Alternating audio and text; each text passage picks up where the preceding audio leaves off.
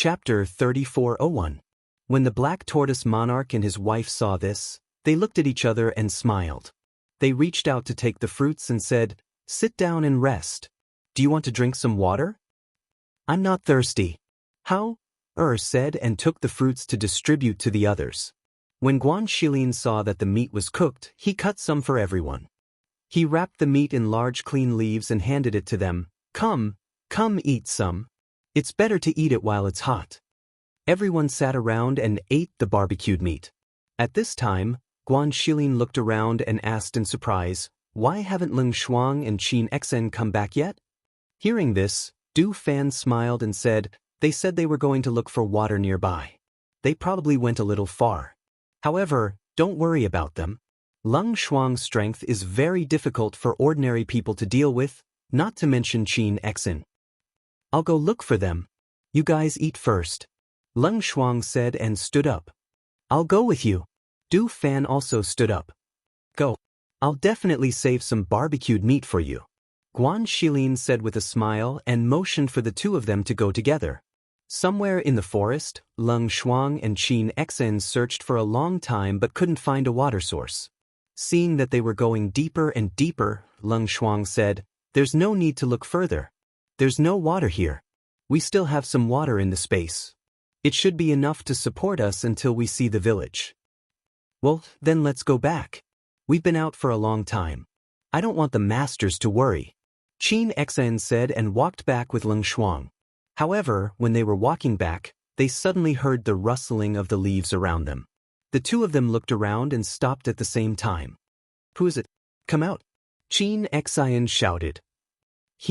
I didn't expect the two little beauties to be so vigilant. They actually discovered us like this?" Along with the laughter, a dozen or so rogue cultivators walked out of the forest. Some of them looked to be in their 20s, while others were in their 30s or 40s.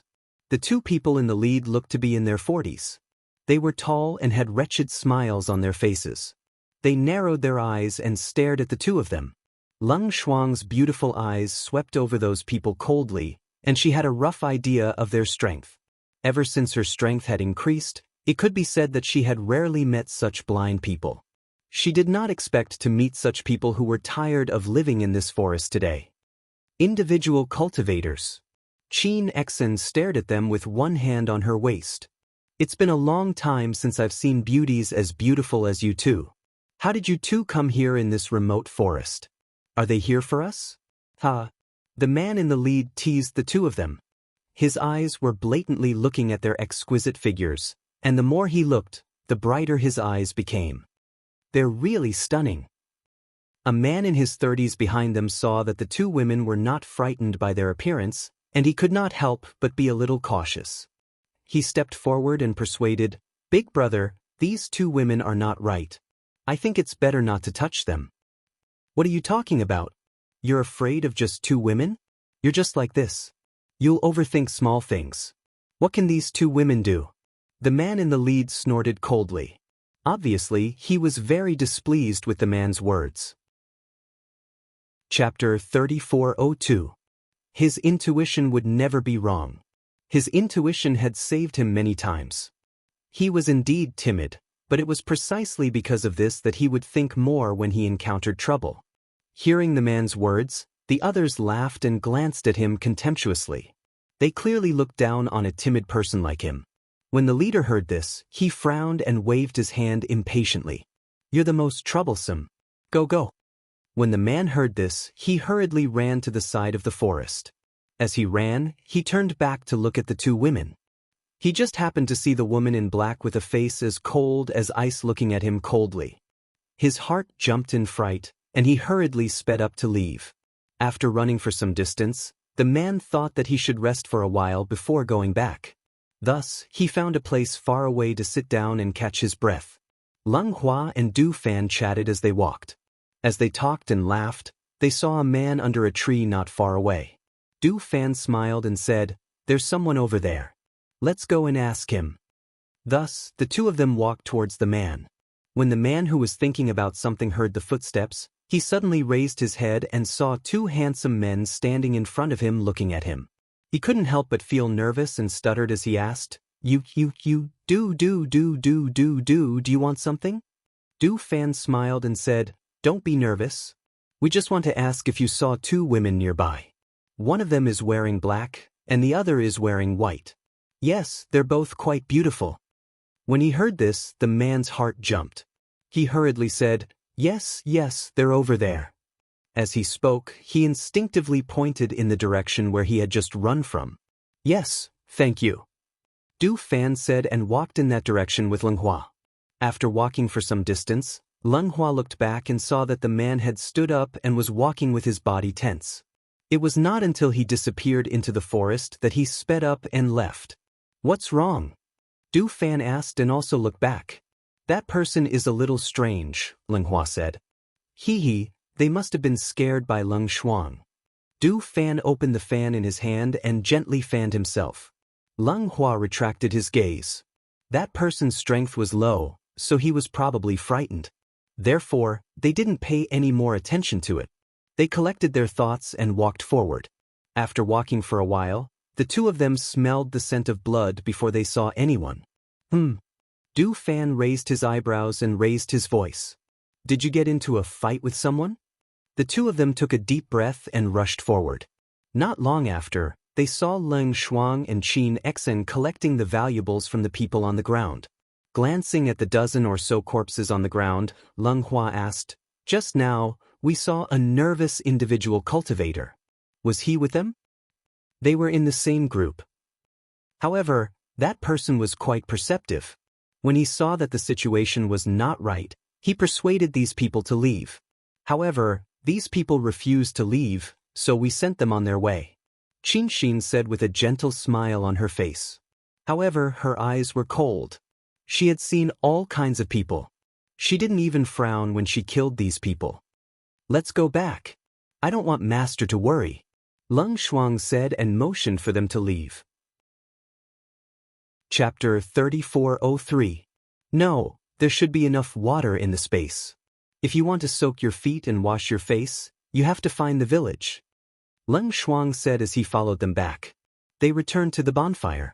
As soon as they got close, Fengjiu looked at Leng Shuang and Qin Exen and asked, are you in trouble? Just a little trouble. It's been solved, Leng Shuang said. Seeing this, Fengjiu nodded and said, sit down. Eat some barbecue and rest here tonight. We'll set off tomorrow. They answered and sat down by the bonfire. It was late at night and there was nothing to do. Chen set up a small table by the bonfire and took out a chess piece from the space. He said to Xianyuan Mose, it's still early. Let's play 2 games. Xianyuan Mose glanced at him and sat down opposite him. Fengjiu was chatting with Guan Shilin and the Black Tortoise Monarch couple. Feeling that the night was cold, he said to Qin Exen with a smile, Qin Exen, play a song for the occasion. Qin Exen answered. She went to the side and took out a zither. She put it on her lap and played. The sound of the zither spread like spring water. It was sweet and pleasant. Hearing Qin Exen's music, the corners of everyone's lips curled up slightly. The night was getting darker.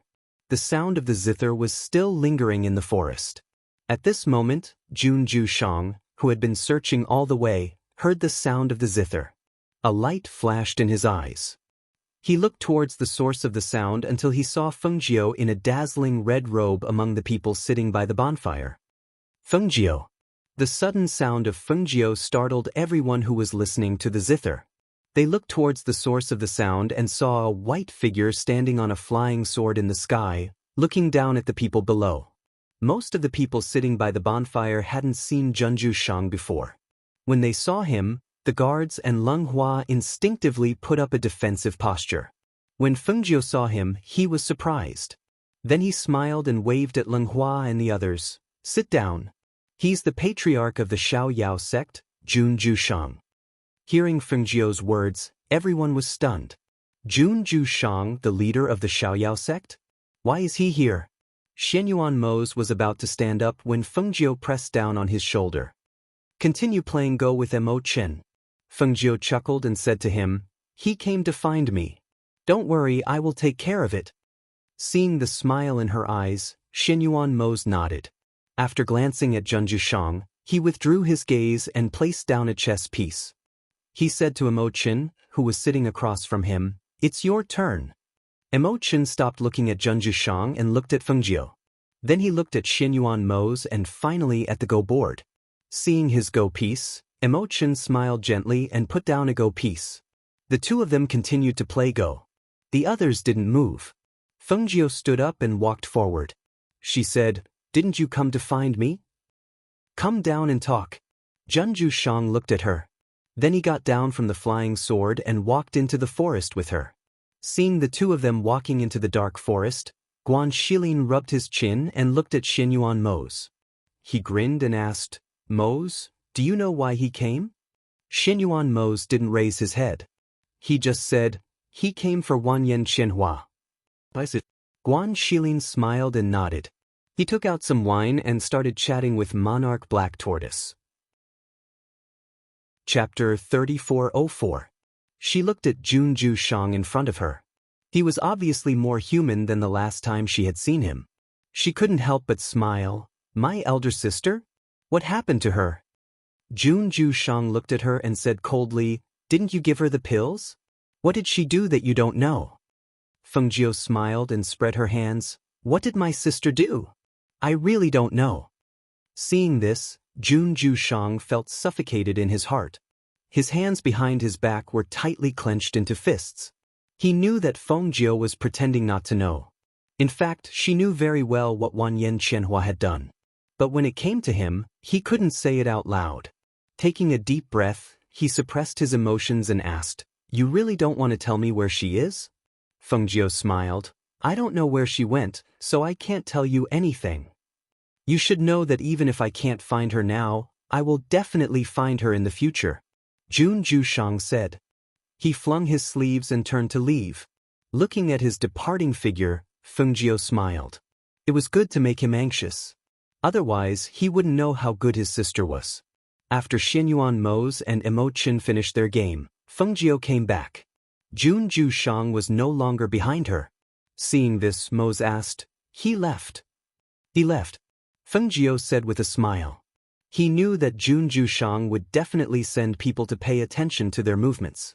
Of course, one day Junju Shang might have an idea and go to the Wanyan family in the lower realm to look for him. Everyone sat down and talked about Junju Shang. Seeing that Fengjio didn't say anything else, they didn't ask further. They rested for a night. The next morning, the group continued their journey. A few days later, when they arrived at the foot of the mountain, they saw that there were already many cultivators sitting cross-legged or resting on trees. Obviously, they had been here for some time. Seeing that the group had arrived, the crowd naturally found a cave for them to rest in. However, they did not expect that Sovereign Tong Tian and the others would not show up even until the appointed day. That's strange. The 1-month deadline is today. It's almost noon. Why haven't I seen Sovereign Tong Tian yet? Don't tell me he's not coming? That's impossible, right? Sovereign Tong Tian was a sovereign, so how could he stand him up? This is a very shameful thing. For a time, the cultivators were all discussing. They had thought that they would see a fierce battle today, an exciting scene of two monarchs fighting, but they did not expect that the sovereign of Tong Tian was still nowhere to be seen. At the peak of Mount Shao, Xianyuan Mo stood against the wind with Fengjio by his side. The two of them, one black and one red, were very conspicuous as they stood at a high point. They looked down at the foot of the mountain. Because of the distance, the cultivators at the foot of the mountain were as inconspicuous as ants. It's almost noon. Sovereign Tong Tian wouldn't really dare to come, would he? Fengjio looked at Xianyuan Mo's and said with some surprise. Xianyuan Mo's frowned slightly and said, "As a sovereign, he shouldn't have stood me up. Especially for this battle, he accepted it without hesitation." Chapter 3405. If he doesn't come, then let's go back. Xianyuan Mo said, "If he's afraid, then there's no need to fight." Fengjio nodded and waited with him until noon. Suddenly, dark clouds drifted over from the sky. The dark clouds stirred and formed a vortex that gave off a terrifying presence. The entire Pyrolite Mountain was enveloped by the aura from the vortex and became enveloped in an oppressive presence. It's Sovereign Tong. It must be Sovereign Tongan. Some cultivators cried out in alarm. They could not help but run to the foot of the mountain to hide when they sensed the terrifying aura. At the foot of the mountain, Sovereign Xuanwu was worried that Hao and the others would not be able to withstand the pressure. With a wave of his hand, he set up a defensive boundary to block the pressure for them. At the same time, he raised his head to look at the sky. On Pyrolite Mountain, Shenyuan Mose and Fengjiu looked at the vortex at the same time. They saw a huge human face on it. Shenyuan Mose's eyes flashed when he saw the face. It was indeed Sovereign Tongtian. However, he could not help but be surprised that he would appear in such a manner. Did he not intend to reveal his true form to fight? Shenyuan Mose. Fengjiu. You're despicable and shameless. An angry roar suddenly came from above. It was mixed with curses. The two of them were surprised and looked at the figure in confusion. What do you mean? We've been waiting for you here since early morning. If you don't dare to fight, then don't accept the challenge. You've accepted the challenge, but you're still hiding. What a disgrace. Fengjiu snorted coldly, and her words were very rude. When Sovereign Tongtian heard this, he was even more enraged. You dare to play the blame game? I agreed to fight Shenyuan Mose, but what about you? How many people are lying in ambush? There's no need for you and me to talk about it. That holy son of the temple, and that old thing Black Tortoise, do you think I don't know? Would this monarch be stupid enough to come here and fight with Shenyuan Mose, and then not be able to leave here alive in the end? Do you think this monarch is a fool? The cultivators at the foot of the mountain only knew Fengjiu and Shenyuan Mose. As for the holy son of the divine temple and the monarch of the Black Tortoise, they didn't know who they were. When he heard that the two of them were here, he couldn't help but look towards Fengjiu's group. Looking at it, he couldn't help but feel a little strange. Fengjiu's group was full of handsome men and beautiful women. They really couldn't tell who was who. Outside the cave, Mo Chen and the Black Tortoise Sovereign heard the words of Sovereign Tongtian and had strange looks on their faces. The former was still fine, with a faint smile on his face.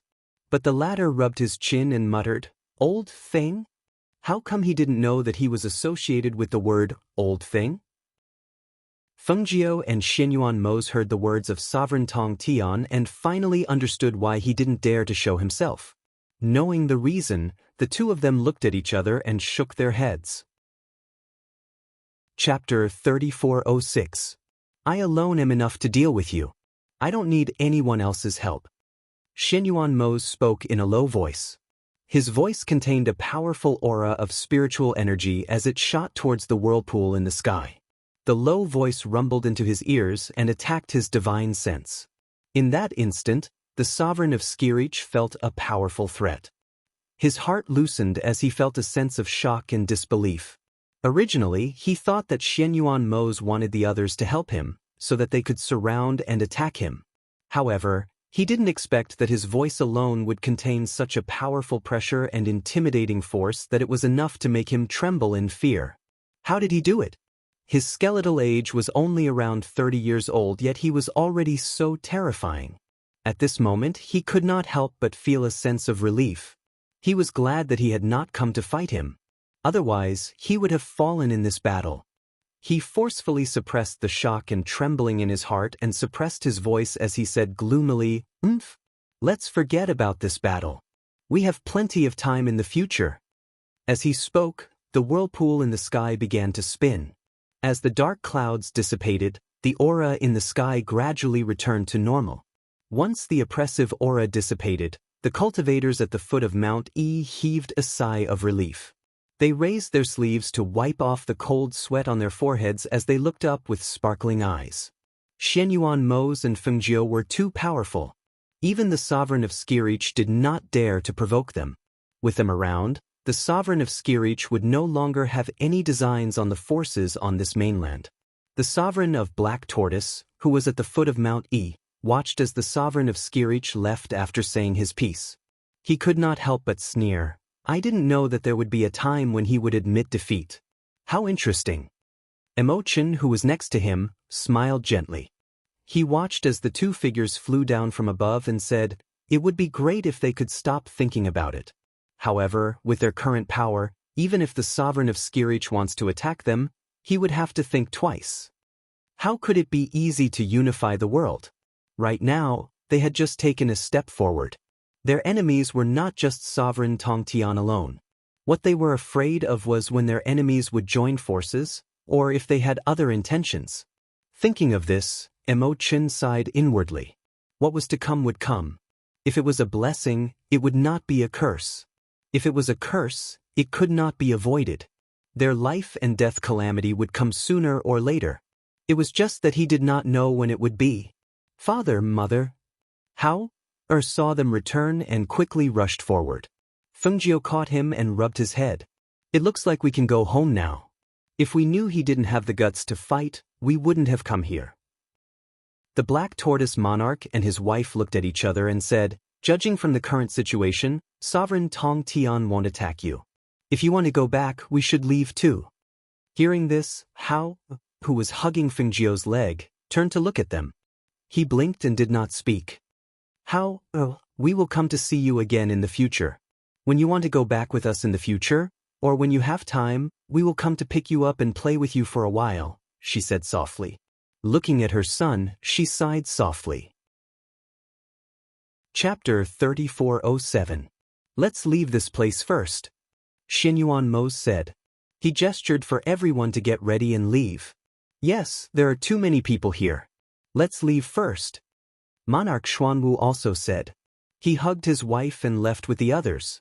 Chen, Guan Shilin and the others followed beside them.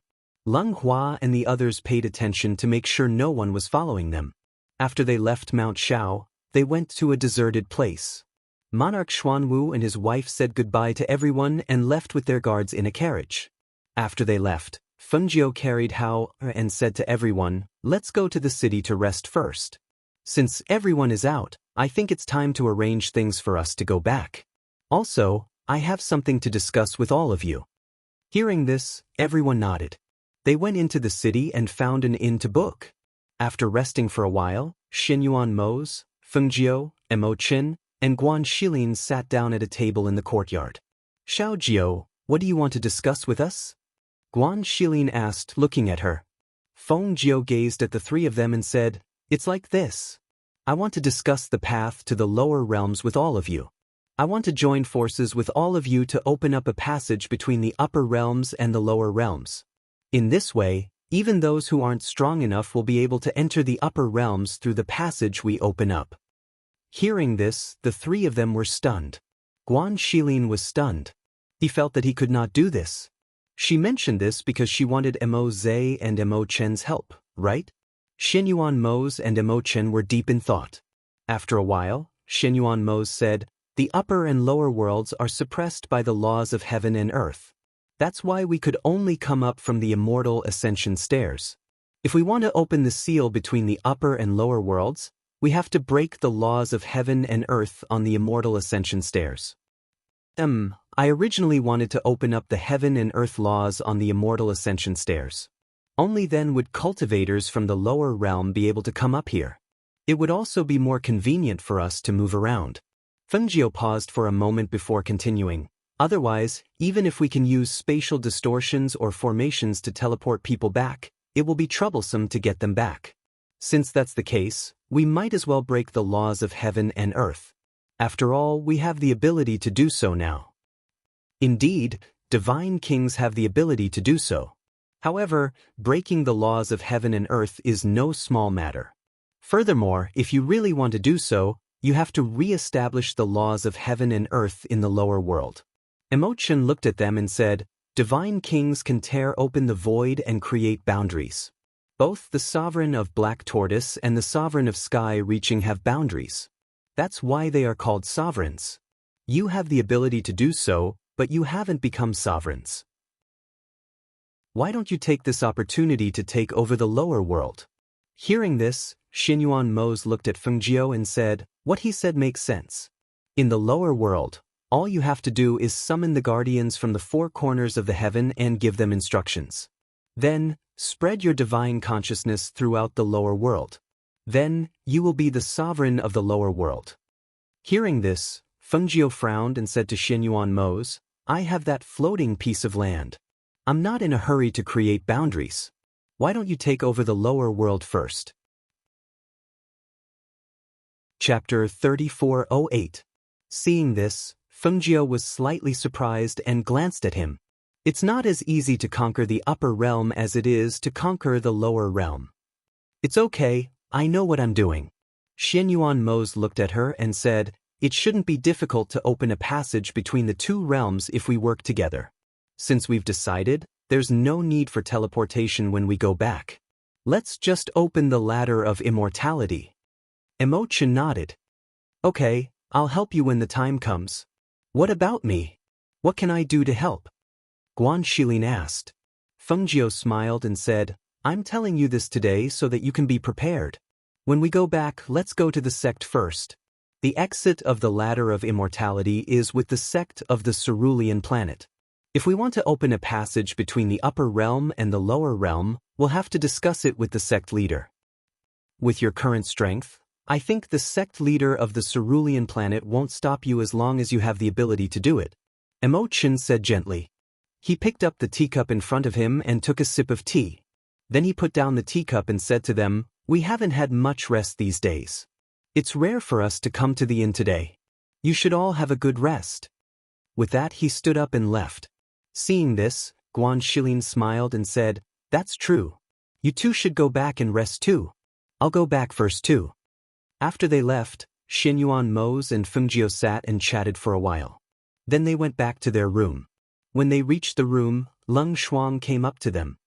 Master, Yamagod, should I prepare water for you to take a bath? Yes, prepare water. Fengjie nodded and walked into the room with Xianyuan Mose. Xianyuan Mose sat down at the table and pulled Fengjie onto his lap. He hugged her and rested his chin on her shoulder. He asked in a low voice, Jio, do you feel that Emo-chan's attitude towards you has changed? Fengjie was stunned for a moment, slightly turned his head, just brushed his lips across his cheek, could not help but chuckle. Why do you ask? Xianyuan Mose, who was originally feeling a little jealous, felt a little happy when her soft lips kissed him. However, when he heard her words, his gaze moved and he said in a muffled voice, ever since he appeared this time, I feel that his performance has been a little different. His voice was low, and his eyes flashed with an indescribable light. After 5 years, although he tried his best to act the same as before, I can feel that he treats you differently. Fengjie's heart skipped a beat when he heard that. What do you mean? I can tell that he used to admire you very much. He followed you because of his master's instructions. At first, he looked at you with a gaze of pure admiration. Even if he was a little different sometimes, he wasn't really attracted to you. But later on, it gradually changed. That feeling turned into a desire to protect you. Until this time, after 5 years, the gaze he occasionally looks at you with is very different. Xianyuan Mose frowned as he spoke. Sometimes, when he looks at you, it's as if he has known you for a long time. He did not say that the helplessness, love, and affection in Emo-chan's eyes made him feel a sense of danger. Chapter 3409. He did not know what Emo-chan had been through in the past few years. What did he encounter? Even if he did not want to pay attention to it, it was obvious that he treated her differently. However, he also knew that he was restraining himself and suppressing his emotions. It was because of this that he found it strange and could not help but ask. He wanted to know what she was thinking. Hearing his words, Fengjie's expression changed slightly. He also thought about the changes in Emo-chan along the way. Compared to Emo-chan, as a woman, she was more sensitive. Naturally, she could sense that Emo-chan treated her differently, especially the words he said to her. However, that feeling was very strange. She could not pinpoint the reason for it and had no way of finding out. So, she stretched out her hand to hold his and spoke gently, "Don't let your thoughts run wild. We're about to get married. Not to mention that Emo-chan has become the holy child of the divine temple. Supposedly, he cultivated for 5 years in the sacred pagoda for the sake of severing his emotions and desires. He probably only has a duty to protect me. After all, his master has instructed him to always follow me. Furthermore," at this point she paused and her eyes flashed. Hearing this, Xianyuan Mose asked, Furthermore what? Feng Jiu paused for a moment and said, once, he mentioned to me that his life is linked to mine. He said that he has a life and death tribulation. Whether he lives or dies, only I can resolve it. Hearing this, Xianyuan Mo's brows furrowed tightly. He did not speak. But he also said that we will also have a life and death tribulation. He also wants to protect us. Therefore, I once thought, will the life and death tribulation be linked? Feng Jiu turned to look at him. Seeing his brows furrowed and his expression serious, she could not help but chuckle and nudge him. All right. Don't think so much. At least we haven't encountered that tribulation yet. As she spoke, she withdrew from his embrace. When she heard Leng Shuang say that the water was ready, she stood up and said, I'm going to take a bath first. Xianyuan Mo's watched her walk behind the screen and sat at the table, deep in thought. With their current strength, who could threaten them? What if there was a life and death calamity? And when would it come true? There was still no news about the ancient lotus seeds she had mentioned. The demon lord who had disappeared had not shown up for a long time, and the person who had the black lotus of destruction. Thinking of this, his face turned cold. He was not afraid of those in the light, but he was afraid of those in the dark. After all, it was easy to block a spear in the light, but hard to guard against a stab in the dark. If those people did not get rid of them, it would be a big problem. It seemed that after they got married, he would have to let his subordinates investigate this matter properly and see what those people had done in recent years. He did not know how much time had passed, but when he came back to his senses, he saw that Feng Jiu had gone in for a long time and had not come out. He also did not hear the sound of water, so he got up and walked behind the screen. He saw that half of her body was leaning back against the side of the bathtub with floating red petals. Her slender shoulders and slender snow-white neck were exposed above the water, with a few petals and water droplets on them, looking very attractive. And at this time, her eyes were tightly closed, as if she was sleeping soundly. Even when half of her chest was exposed above the water, she did not notice. Chapter 34:10. He put her on the bed, but did not help her get dressed. Instead, he wrapped her in the quilt, dried her hair, and let her sleep first. Then, without letting Leng Emo change the water, he went behind the screen to take a shower. Then, wrapped in a bath towel, he came to the bedside. Looking at her snow-white beautiful back that was exposed when she turned over on the bed, the beautiful curve from top to bottom outlined an extremely seductive curve. In an instant, his breathing became heavier. He wiped off the water stains on his body and walked forward. He removed the large bath towel from his body and threw it aside. Then he got into the bed naked. He lifted the quilt and lay down as well. He reached out and pulled the naked Feng Jiu into his arms. Ah Jiu, that he called in a low voice. His deep voice was magnetic. In a daze, Feng Jiu responded softly, but she did not even open her eyes. She reached out and hugged his waist. When she touched him, she woke up. Her eyes were still a bit sleepy after sleeping. She looked at the handsome face in front of her and asked blankly, "Why aren't you wearing clothes?" As soon as the voice came out, she let out a low cry. She felt a pair of big hands caressing her waist and landing on her buttocks. At the same time, the palm pressed her hard, causing her body to be tightly pressed against his. Under the blanket, the two naked bodies pressed against each other, gently caressing each other's bodies. That kind of touch and the burning passion in his eyes made her blush uncontrollably. "This is an inn." She glared at him angrily. Xianyuan Mose chuckled. "Yes, I know this is an inn." As he spoke, he leaned down and kissed her lips. His big hands under the quilt also moved around her body with his kiss. Although it was not the first time the two of them were naked, Feng Jiu was still a bit shy. After all, the two of them had never taken the last step. But tonight, he was inexplicably passionate, easily stirring up the fire in her body. She followed her body's instinct to respond to his passion. The two people in the room were glued to each other like glue. At this time, Hao, who was wearing an undershirt, came to the front of the room while rubbing his eyes. Seeing Leng Shuang outside the room, he raised his head and called, "Aunt Shuang, I can't sleep. I want to sleep with father and mother." Hearing this, Leng Shuang glanced at the room behind her and said, "Your father and mother are already asleep." Go back to your room and sleep. Fortunately, she set up a soundproof enchantment for them after hearing the movements inside. Otherwise, if Hao heard it, he might think that something was going on inside.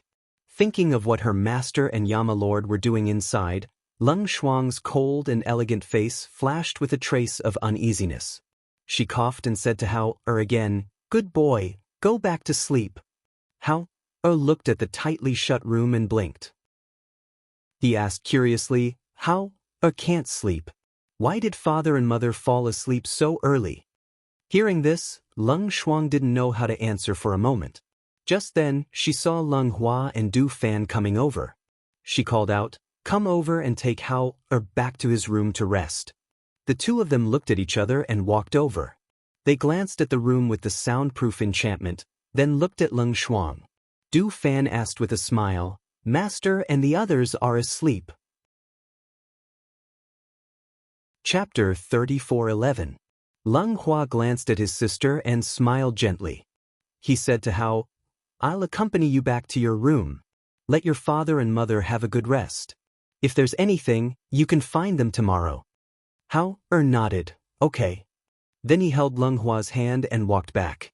After the two of them walked away, Du Fan smiled ambiguously and glanced at the room. "Are they really asleep?"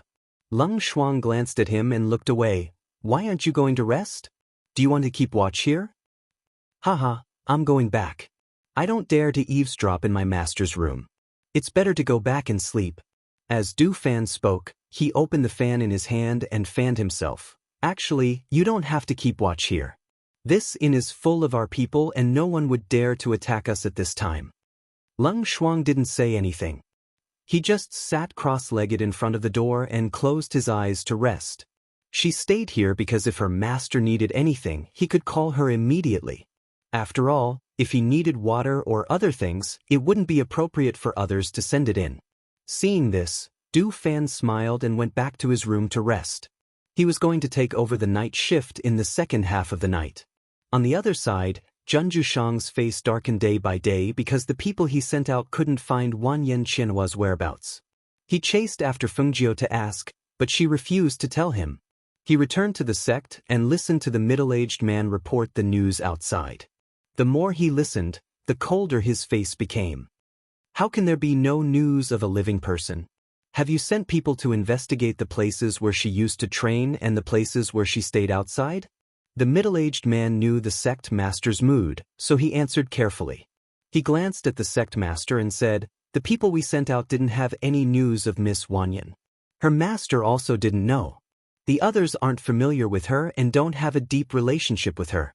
Of course, they don't know where she went.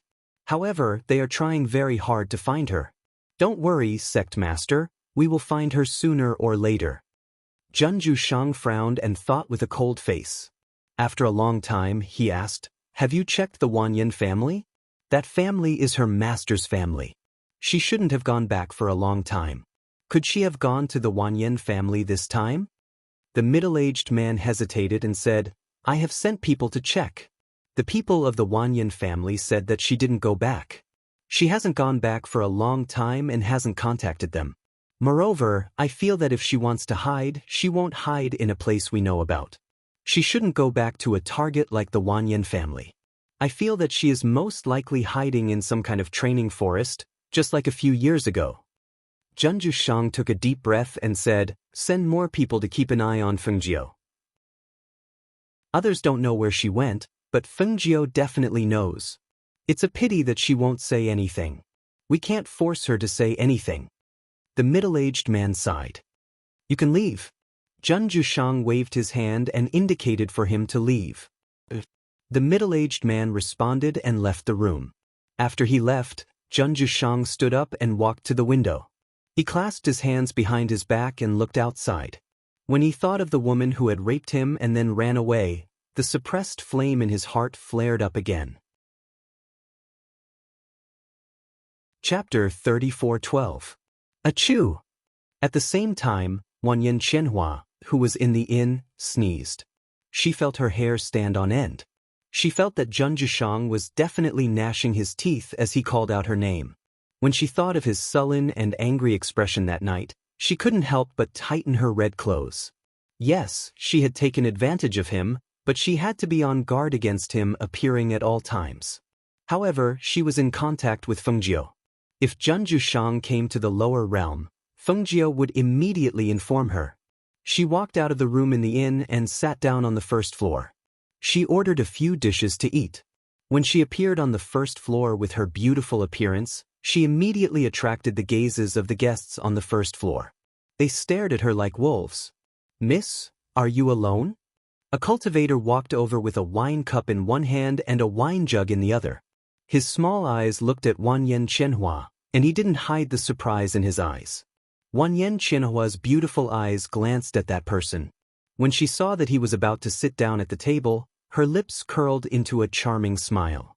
She kicked forward with her leg, and with a hidden force, the chair was kicked away. That person sat down and didn't have time to react. His whole body fell to the ground just like that.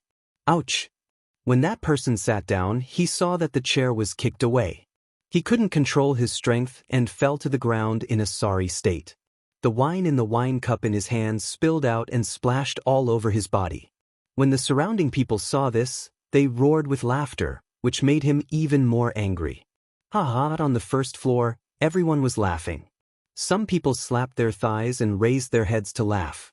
Some people were laughing silently, but they couldn't hide the smile on their faces. The chaotic laughter spread out, making the first floor seem especially lively. "What are you laughing at? Who dares to laugh again?" The cultivator who fell to the ground angrily stood up. He fiercely smashed the wine cup in his hand on the ground. The crisp sound was covered by the loud laughter. However, when the cultivator released a ruthless aura, the people who were laughing gradually stopped laughing. Wanyan Qianhua looked at that cultivator playfully. She saw him stride forward and put the wine jug in his hand on the table. He stared at her fiercely. "Do you know what kind of person I am?"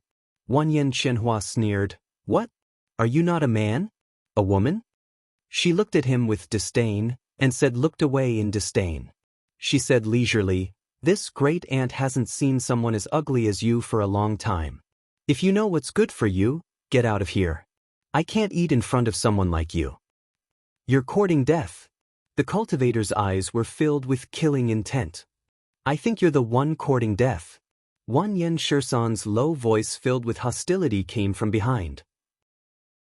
Just as the cultivator was about to turn around, he saw that his collar was lifted up, and his whole body was lifted off the ground. Because the back of his collar was lifted up, the front of his collar was strangling his neck. For a moment, his face flushed red, and even his breathing became difficult. 13th uncle, I don't like this person. Cripple his cultivation," Wanyan Qianhua said in a calm voice. However, the words that came out of his mouth made everyone present feel shocked. Chapter 34:13. No problem. Wanyan Shisan responded and carried the person out. Not long after, there was a blood-curdling scream that sounded like a pig being slaughtered. Then, everything returned to normal. The people in the inn didn't even dare to breathe loudly at this time. They looked at the man and woman and couldn't help but swallow their saliva. They only felt their hearts thumping, afraid that they would accidentally offend them. After throwing the person out, Wanyan Shisan came to the table and sat down. He said, "On the way here, I finally know why you called me back. You can count how many people I helped you deal with on the way here. I'm your uncle, but I've become your flower protector for no reason." Hearing this, Wanyan Qianhua chuckled. 13th uncle, I call you 13th uncle. It's natural for you to protect me. What's more, I helped you get something good from Agio. What good thing? Medicinal pills? Wanyan Shisan rubbed his chin and asked. Seeing him staring at her with a burning gaze, she took out a bottle from her space and put it in front of him. I know you're about to break through, so I asked Agio to get this medicinal pill. When you get home, find a time to take it. Tiske, if I didn't say it today, were you going to wait until we got home to give it to me? Wanyan Shisan clicked his tongue and took the bottle. He opened it and poured it out to take a look. After taking a look, his eyes couldn't help but light up. That girl Fengjiu is really generous. After saying this, he quickly put the medicinal pill away. After the two of them ate something in the inn, they flew on their swords in the direction of the Wanyan family. Compared to the Wanyan family in the upper realm, the Wanyan family in the lower realm was a reclusive family. They were not known by the world. The family was not located in a bustling town, but deep in the mountains. After all, the Wanyan family was a family of ghost masters. Naturally, deep in the mountains was more suitable for living. On this trip back, Wanyan Qianhua didn't plan to stay in the family for a long time. First, it was because the yin qi in the family was heavy, which was not conducive to her pregnancy. Second, if she was bold enough, the people in the family would probably ask who the father of the child was. Therefore, this time, she only planned to go back and take a look. After staying for a few days, she would leave and settle down in a bustling town and wait for her child to be born. However, because Fengjiu and Xianyuan Mo's marriage was going to be held here, she also had to go and congratulate them. Therefore, at this time, she was still thinking about whether she should go directly to the Peach Blossom Cove of the Phoenix Dynasty to wait for the birth or somewhere else. A few days later, Wanyan Qianhua and Wanyan Shisan arrived at the Wanyan family's residence.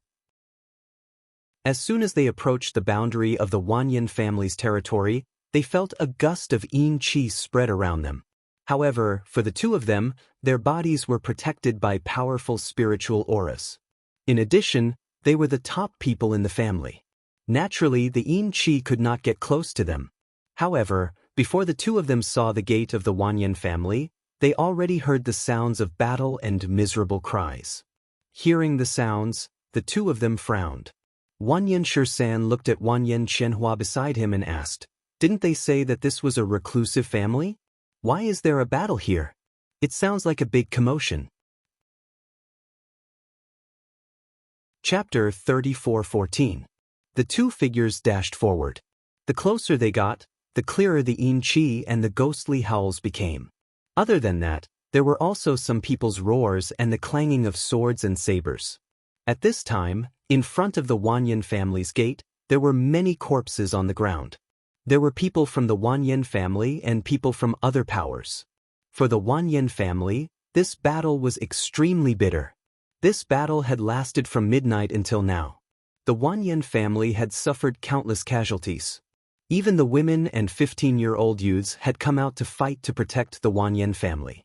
However, the power of one family was limited, especially when the other side was surrounded by 200 to 300 people from 4 to 5 different powers. Among them, there were more than 10 powerful leaders. The difference in power was too great. It seemed that the Wanyan family was about to lose. "You dare to attack our Wanyan family? When my aunt comes back, she won't let you go." A 15-year-old boy shouted angrily. Seeing that his father was still fighting despite being injured, he rushed forward to help. Who knew that when he rushed forward, he would be stopped by a man in his 30s? "Haha, is that so? Then I'll take your life first. Let's see who can save you." A cold light flashed in front of his eyes and a sharp sword moved towards his neck. The Wanyan family members cried out, "Feng air." The youth only felt a bloodthirsty killing intent coming towards his neck. That killing intent was even colder than his yin qi. Even though the sword qi on the sharp sword had yet to cut his neck, he was so shocked that he couldn't move. He was completely shocked by the other party's strength. It was also at that moment that everyone's hearts tightened as if they were being tightly grasped by a large hand. Then, they saw a red figure sweep past like a ghost. The young man only felt that he was being pulled away by someone. His nose caught a whiff of an extremely pleasant and slightly familiar scent. He raised his head in that person's embrace and was stunned by what he saw. Wanyan Qianhua pulled the man away. With a flick of his sleeve, a wave of spiritual power came out and sucked the long sword in the man's hand. The long sword turned around and the sharp tip of the sword was aimed at the man's heart. Xiao! The sharp sword qi carried a terrifying aura as it shot out with a swish. It pierced through that person's heart with the speed of a meteor, directly piercing through his chest. That person screamed as his body was pushed several meters away by the force. He staggered and fell to the ground. His eyes stared straight ahead as blood flowed from the corner of his mouth. One of his hands was still tightly clutching his chest where the sword had pierced through. He seemed to want to say something, but when he opened his mouth, he suddenly spat out a mouthful of blood. In the end, his body twitched a few times before he breathed his last. "How dare you injure a member of my Wanyan family? All of you must die." Wanyan Qianhua's cold and emotionless voice rang out from his mouth. His voice contained a powerful pressure and force that entered the ears of everyone present, causing their hearts to suddenly tremble. A chill ran up from the soles of their feet as they felt fear from the bottom of their hearts. Because of this sudden scene, everyone stopped what they were doing and looked in shock at the woman in red who had suddenly appeared. Their eyes were filled with disbelief and shock. Aunt. Chapter 34:15. Hearing him call her aunt, Wanyan Qianhua revealed a smile. She reached out and touched the youth's head, saying, "I haven't seen you for a few years. Feng has grown up." Aunt, the youth couldn't stop crying. He hugged her with both hands and cried very sadly, "Aunt, they killed a lot of our clansmen." "Qianhua, eldest miss, sister." A series of surprised calls came from the surroundings. Everyone called out and quickly came to her side. Wanyan Qianhua listened to the crowd's shouts and swept her gaze across the ground. Only then did she raise her head to look at her clansmen and say, "I came back late." She should have come back earlier. If she had come back earlier, her clansmen would not have suffered so many casualties. She took a deep breath and patted the youth's head. Go to the back. Aunt will deal with these people." The youth retreated and returned to the back. His eyes were still looking at his aunt. "Grandfather, father, let the clansmen retreat." As Wanyan Qianhua spoke, his eyes fell on the people in front of him. Slowly, a bloodthirsty smile appeared in his eyes. "Today all of you will die here." "Ah, with just you?" The 7 or 8 leaders raised their heads and laughed. They stared at Wanyan Qianhua contemptuously, as if they had ignored the cultivator who had died earlier. Wanyan Qianhua sneered and said coldly, "13th uncle, watch carefully. Don't let any of them escape." As soon as her voice fell, her ghost-like figure had already swept out. She didn't use the 10,000 ghost banner. Instead, she held a long sword in her hand and killed them one by one. The red figure shuttled through the crowd. The extreme speed and the sharp sword that could not be seen clearly shocked everyone, especially those who wanted to fight back. At that moment, they only felt a strong pressure enveloping them, shocking them and making them unable to move. They were at the mercy of the slaughter. Wherever the red figure passed, corpses would fall to the ground with their eyes wide open. Some of them died before they could even take a breath, and some of them died before they could even let out a cry of surprise. In this vast area, the remaining 200 or so people had no power to resist and were slaughtered. The thick smell of blood permeated the surroundings, causing some people to be extremely frightened. They used all their strength to break free from the shock of the pressure and wanted to escape. However, several figures were just about to escape when their necks were twisted and thrown to the ground. Wanyan Shirsan clapped his hands and snorted, "Didn't you hear my little niece say that none of you can leave? Are you trying to test my skills?" He looked around and saw that in less than half an incense stick's time, more than 200 people had all died at the hands of Wanyan Qianhua. Not a single one was left. "TSK, no wonder you're more famous than me after cultivating for a few years. It does make sense," Wanyan Shirsan said, his eyes shining as he looked at Wanyan Qianhua who had finally stopped. With her strength, these 200 or so people were indeed not enough. These people were truly courting death. So many people actually besieged the Wanyan clan? Moreover, they happened to come back. However, it was fortunate that they came back. If they came any later, the Wanyan clan would have been massacred. Chapter 34:16. Qianhua greets grandfather and father. She bowed to the two of them and greeted them. The two of them held her hand and nodded proudly. "It's good that you're back, it's good that you're back." The two of them couldn't hide their excitement as they looked at her. When they saw the man in black coming from behind, the Wanyan ancestor asked, "Qianhua, who is this?" "He's a direct descendant of the main family in the upper world," Wan Yen Shisan. I call him 13th uncle. Wan Yen Qianhua said and glanced at Wan Yen Shisan behind him. It was reasonable to say that in the Wan Yen clan of the lower world, even if it was the clan head and ancestor of the clan, the status of the Wan Yen clan in the upper world was higher than theirs, not to mention the clan head and ancestor. However, because of Wan Yen Qianhua, Wan Yen Shisan still stepped forward and cupped his hands in greeting. 7th uncle, just call me 13th uncle. Wan Yen Shisan walked forward with a smile and said to the old man. Because the old man in the lower world's Wan Yen clan was a branch descendant, he only had a little relationship with the Wan Yen clan in the upper world. He called him 7th uncle because he was ranked 7th back then. Hearing Wan Yen Qianhua say that he was from the main family in the upper world, the old man didn't dare to be negligent. He quickly said, "So you're from the main family. Please come in, please come in." The group of people walked inside, leaving only a few people to clean up the corpses outside. Wan Yen Shisan was the most talented person in the clan.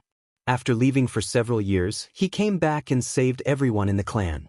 At this moment, the entire Wan Yen clan was happy and excited. The people in the clan wanted to surround him and say a few words. They wanted to squeeze in and take a look, but they were all stopped and sorted out the affairs in the residence.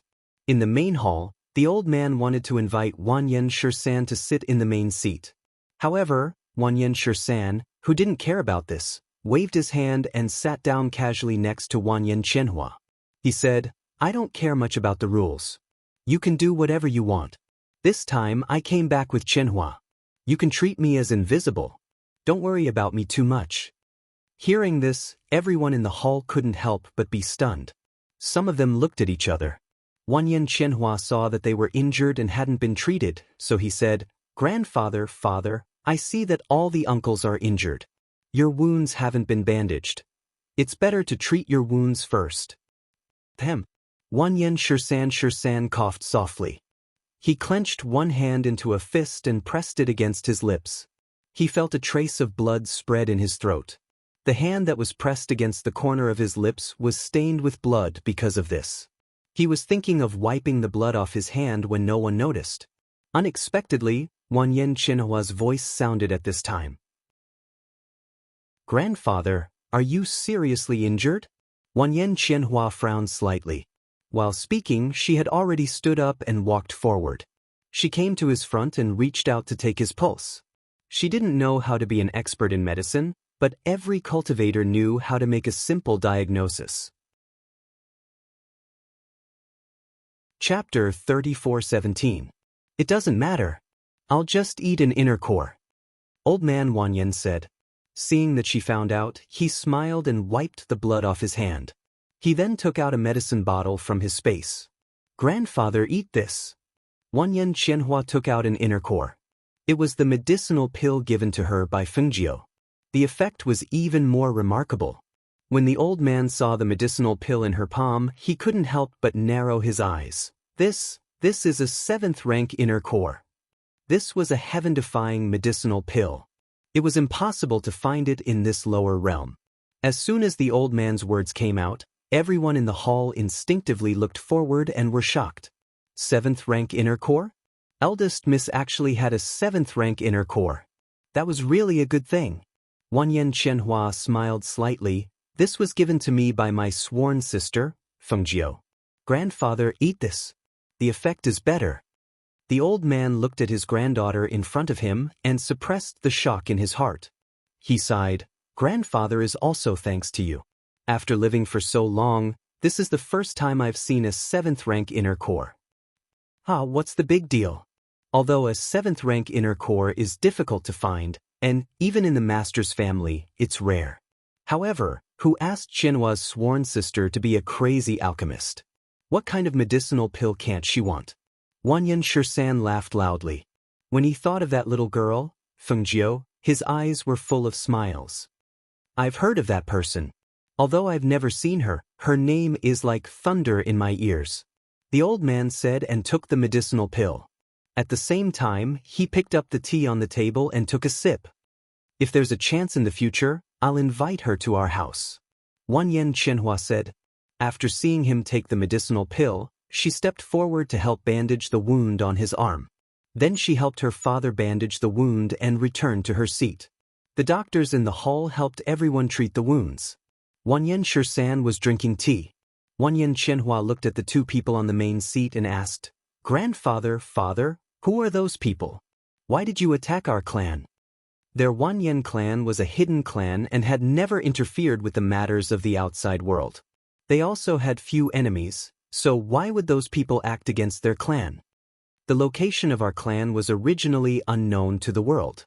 However, ever since a few months ago, when someone came to the Forest of Ghosts to train, they accidentally trespassed into our territory and attracted the attention of our clansmen. After we sent them out, who knew that it would lead to disaster? The Wanyan clan master sighed. "We don't know which sect they are from, but they came here for our 3 treasures." Hearing this, Wanyan Qianhua's face turned cold. She naturally knew what the Wanyan family's 3 treasures were. They were a family of ghost tamers, so they naturally had to have some suppressive items in their family.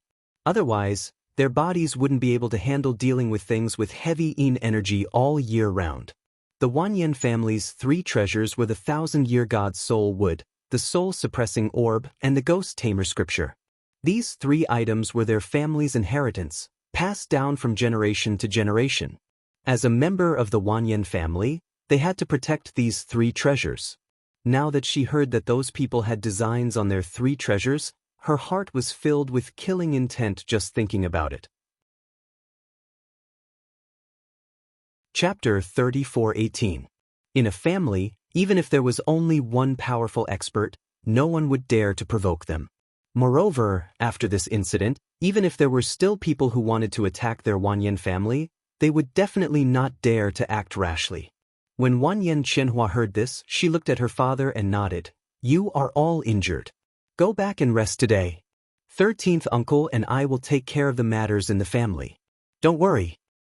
Well, your courtyard has always been cleaned.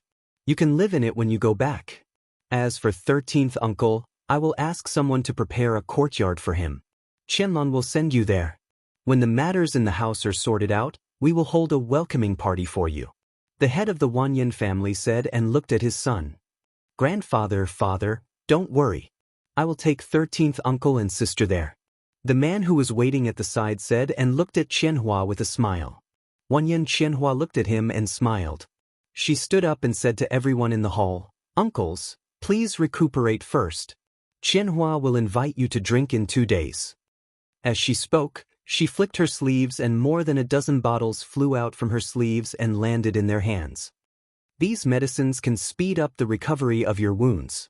Qianhua will go back first." As she spoke, she glanced at Wanyan Shirsan and her brother. 13th uncle, sister, let's go." Wanyan Qianlan said and led them out. In the hall, the people who were holding the medicine bottles were also surprised. They didn't expect that she would give each of them a bottle of medicine. Especially when they saw the medicine, they were even more surprised. This was a top-grade medicine. It was really worth tens of thousands of gold. Out of the hall, a group of children, big and small, who were waiting outside, gathered around and looked at Wanyan Qianhua curiously. Aunt. Up the words Andy came from the mouths of the children. Some of them were direct descendants, while others were collateral descendants. However, they all called her Lenny.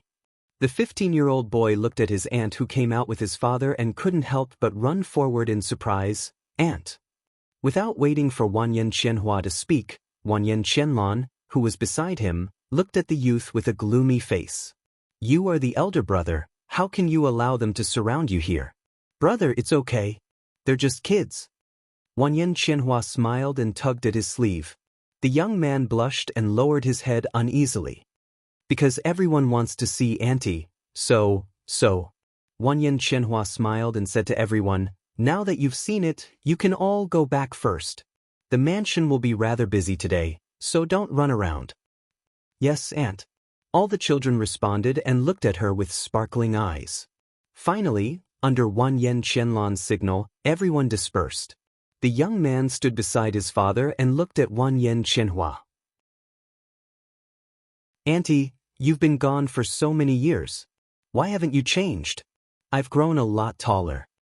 Seeing a relative he hadn't seen in a long time, the young man forgot even the simplest thing. He forgot that for cultivators, the stronger they were, the more their appearance wouldn't change. Moreover, Wanyan Qianhua had taken the medicine given by Fengjiu back then. Her appearance would forever remain at its peak and wouldn't age. Chapter 34:19.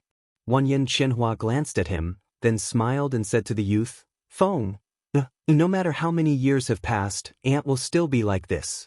But you, after not seeing you for a few years, you are almost taller than Aunt." Hearing this, the youth smiled embarrassedly. He was only up to Aunt's chin now. It was not very tall.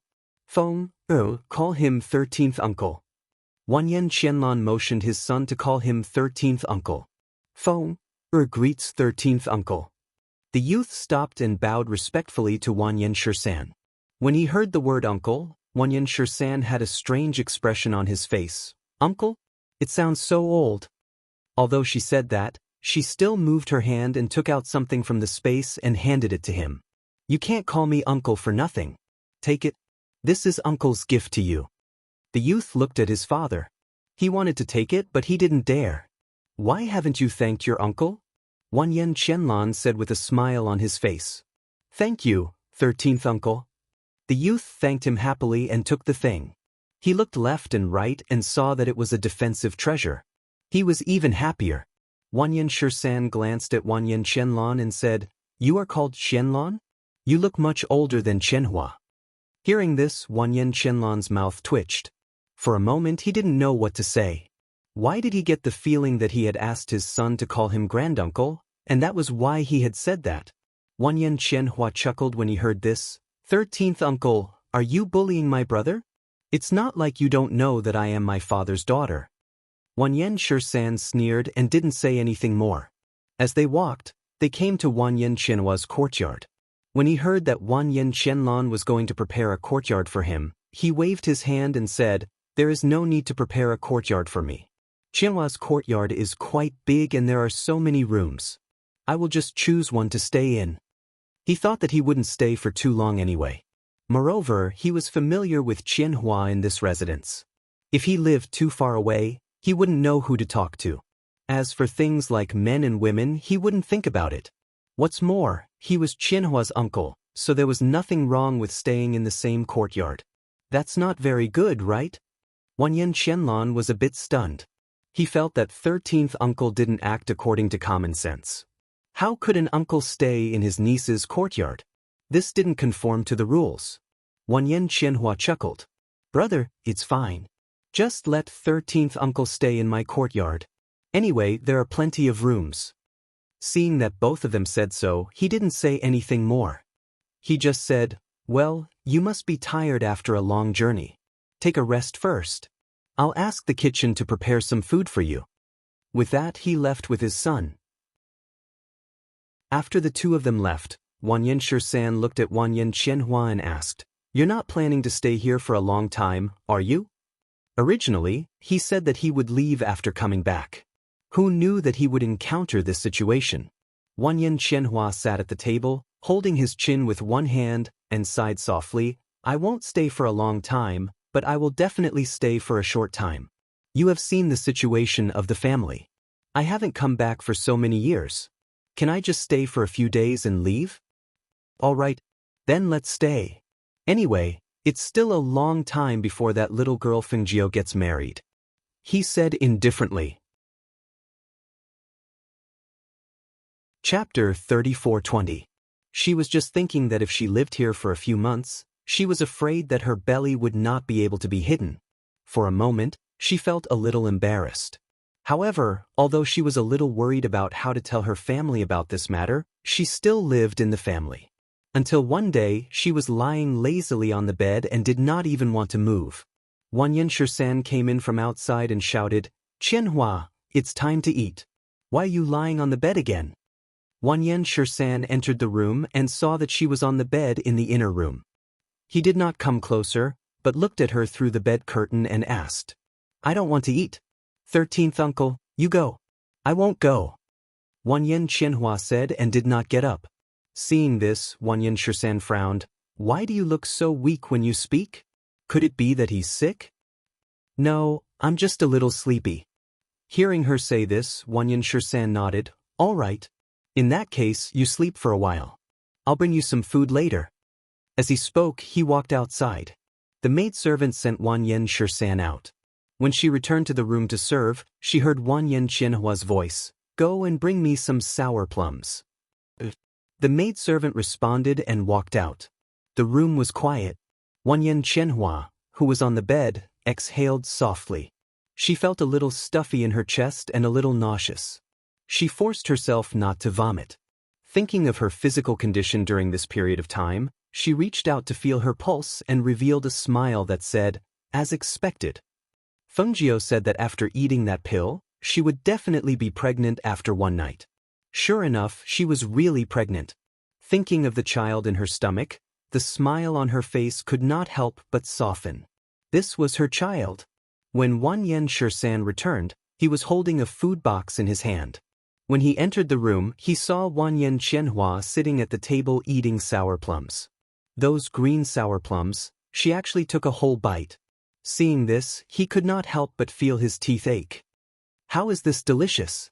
It's so sour and it's not filling. He walked forward and placed the food box on the table, saying, I brought some food back for you. Today's fish is quite tender. Try it. However, when he approached her, he saw her expression suddenly change. She stood up, covered her mouth and ran to the washroom. Not long after, he heard the sound of vomiting. Seeing this, he asked the maidservant, What's wrong with her? Young miss is not feeling well. The maidservant said softly, Why didn't you ask a doctor to come and see her? Why are you still here? Go ask a doctor to come and take a look at her. Wanyan Shursan ordered with a sullen expression. He frowned and looked displeased. The maidservant trembled slightly and was about to leave when she heard her young miss's voice. There's no need to call a doctor. Take the food box on the table away and ask the kitchen to cook a bowl of bird's nest porridge for me. As Wanyan Qianhua spoke, she walked out with a pale face and sat down at the table. After gently exhaling, she hurriedly picked up a sour plum and ate it. The sour plum suppressed the nausea as soon as it entered her mouth, making her feel a little better. The maidservant repeatedly responded and left with the food box. Chapter 34:21. Hearing this, Wanyan Qianhua looked at him with a conflicted expression. She seemed to be thinking about how to tell him about this. Looking at her conflicted expression, Wanyan Shursan's mood couldn't help but become heavy. He asked carefully, Qianhua, tell me honestly, do you have an incurable disease? Wanyan Qianhua was stunned, and then she burst into laughter. 13th uncle, your imagination is too rich. I don't have an incurable disease. Seeing that she didn't seem to be lying, he asked, Since you don't, why are you so pale? And you vomited? And you don't want a doctor to come and see you? What's going on? At this time, she sat up straight, put away the smile on her face, and looked at him seriously. 13th uncle, I'll tell you the truth. Well, tell me. Wanyan Shursan couldn't help but feel nervous because of her. He also sat up straight and looked at her seriously. He was already thinking in his heart that if she really had an incurable disease, he could go back and find Fengjiu to come and see her. I'm pregnant. Wanyan Qianhua looked at him and said. Suddenly, she felt that as a niece, she was discussing her pregnancy with an uncle here. It was inexplicably funny. Wanyan Shursan, who was planning in his heart, heard her words and nodded. Pregnant? So you're pregnant. This is a good thing. However, as soon as his voice fell, his whole body froze. He was so shocked that he stood up abruptly and knocked the chair to the ground. He exclaimed, Pregnant? You said you're pregnant? Keep your voice down. Wanyan Qianhua quickly said and glared at him angrily. I just didn't want my father and the others to know. The two of them were talking in the room, but they didn't know that the old man, the head of the Wanyan family, and Wanyan Qianlan, who were about to step in outside the courtyard, stopped in their tracks at the same time after hearing the exclamation. Their faces were filled with shock. Qianhua is pregnant? How could she be pregnant when she wasn't even married? Whose child was this? Why didn't she tell them that she was back? Could it be that he was bullied outside? For a moment, the three people's hearts were racing. They only felt a surge of anger in their hearts. They wanted to rush in and ask who the man who bullied her was. However, he was worried that she would be embarrassed, so he endured it. She hadn't told them about her return. She probably didn't want them to know or worry about her. But now that she was pregnant, it was only a matter of time before everyone in the clan found out. How would they look at her then? At the thought of this, they clenched their fists tightly. That heartless man had actually let her face such a thing alone. He really deserved to die. The three of them retracted their auras and didn't walk in. Instead, they looked at each other and left first. In the room, Wanyan Shursan stared at Wanyan Qianhua and asked, "Junju Shangs?" Wanyan Qianhua glanced at him and said, "Who else could it be if not him?" You actually slept with him and are pregnant with his child?" He walked around the room uneasily and rubbed his hands. He returned to her and asked nervously, "Does he know?" Chapter 34:22. You're planning to give birth to this child? Wanyan Shursan looked at her. Suddenly, a light bulb went off in his head, as if he had thought of something. He widened his eyes in disbelief. "Don't tell me you've been planning to steal his seed from the start?" Hearing this, Wanyan Qianhua said unhappily, "What do you mean by stealing his seed? This is my child." Seeing her like this, Wanyan Shursan didn't know what to say. He asked, "Does Fengjiu know about this? Could it be that you're pregnant because of Fengjiu's help?" For cultivators like them, it was not so easy to conceive a child, especially the stronger the cultivator, the more difficult it was. However, they actually conceived a child after a one-night stand. It could be seen that she had a plan long ago. Wanyan Qianhua replied. Seeing this, Wanyan Shursan put down the chair that had fallen on the ground and sat back down. He sighed and said, "Then what are you going to do now? Are you not going to tell your father and the others? But if you continue to stay here, they'll know when your belly gets bigger." "So I'm thinking, should we leave before my belly gets bigger?" She played with her hair and said, "The Peach Blossom Cove that Fengjiu mentioned is a good place to nurture the baby, and it's close to her house. If that's the case, then find a time to tell them and we'll leave." Wanyan Shursan said. "In a few days." As she spoke, she heard footsteps outside. Not long after, a maidservant's voice came from outside. Young Mississippi, the maidservant came in with a bowl of bird's nest. She placed it on the table and said, "There's some stewed bird's nest in the kitchen." Coincidentally, the master went over. He knew that young Miss hadn't eaten yet, so he said to bring a bowl of bird's nest to fill your stomach first. When the bird's nest porridge is ready, he'll have someone send it over. Wanyan Qianhua waved his hand, indicating for her to leave. He opened the lid and picked up the spoon to eat while saying, "13th uncle, I've just started to show signs of pregnancy. It's not suitable for me to run around outside during this period of time. If I want to leave, I'll have to wait for the first 3 months. For the time being, I'll stay here and take care of the baby. I don't know anything about this. We'll do whatever you say. But I think it's better to find an experienced person to stay by your side and take care of you," Wanyan Shursan said with a frown.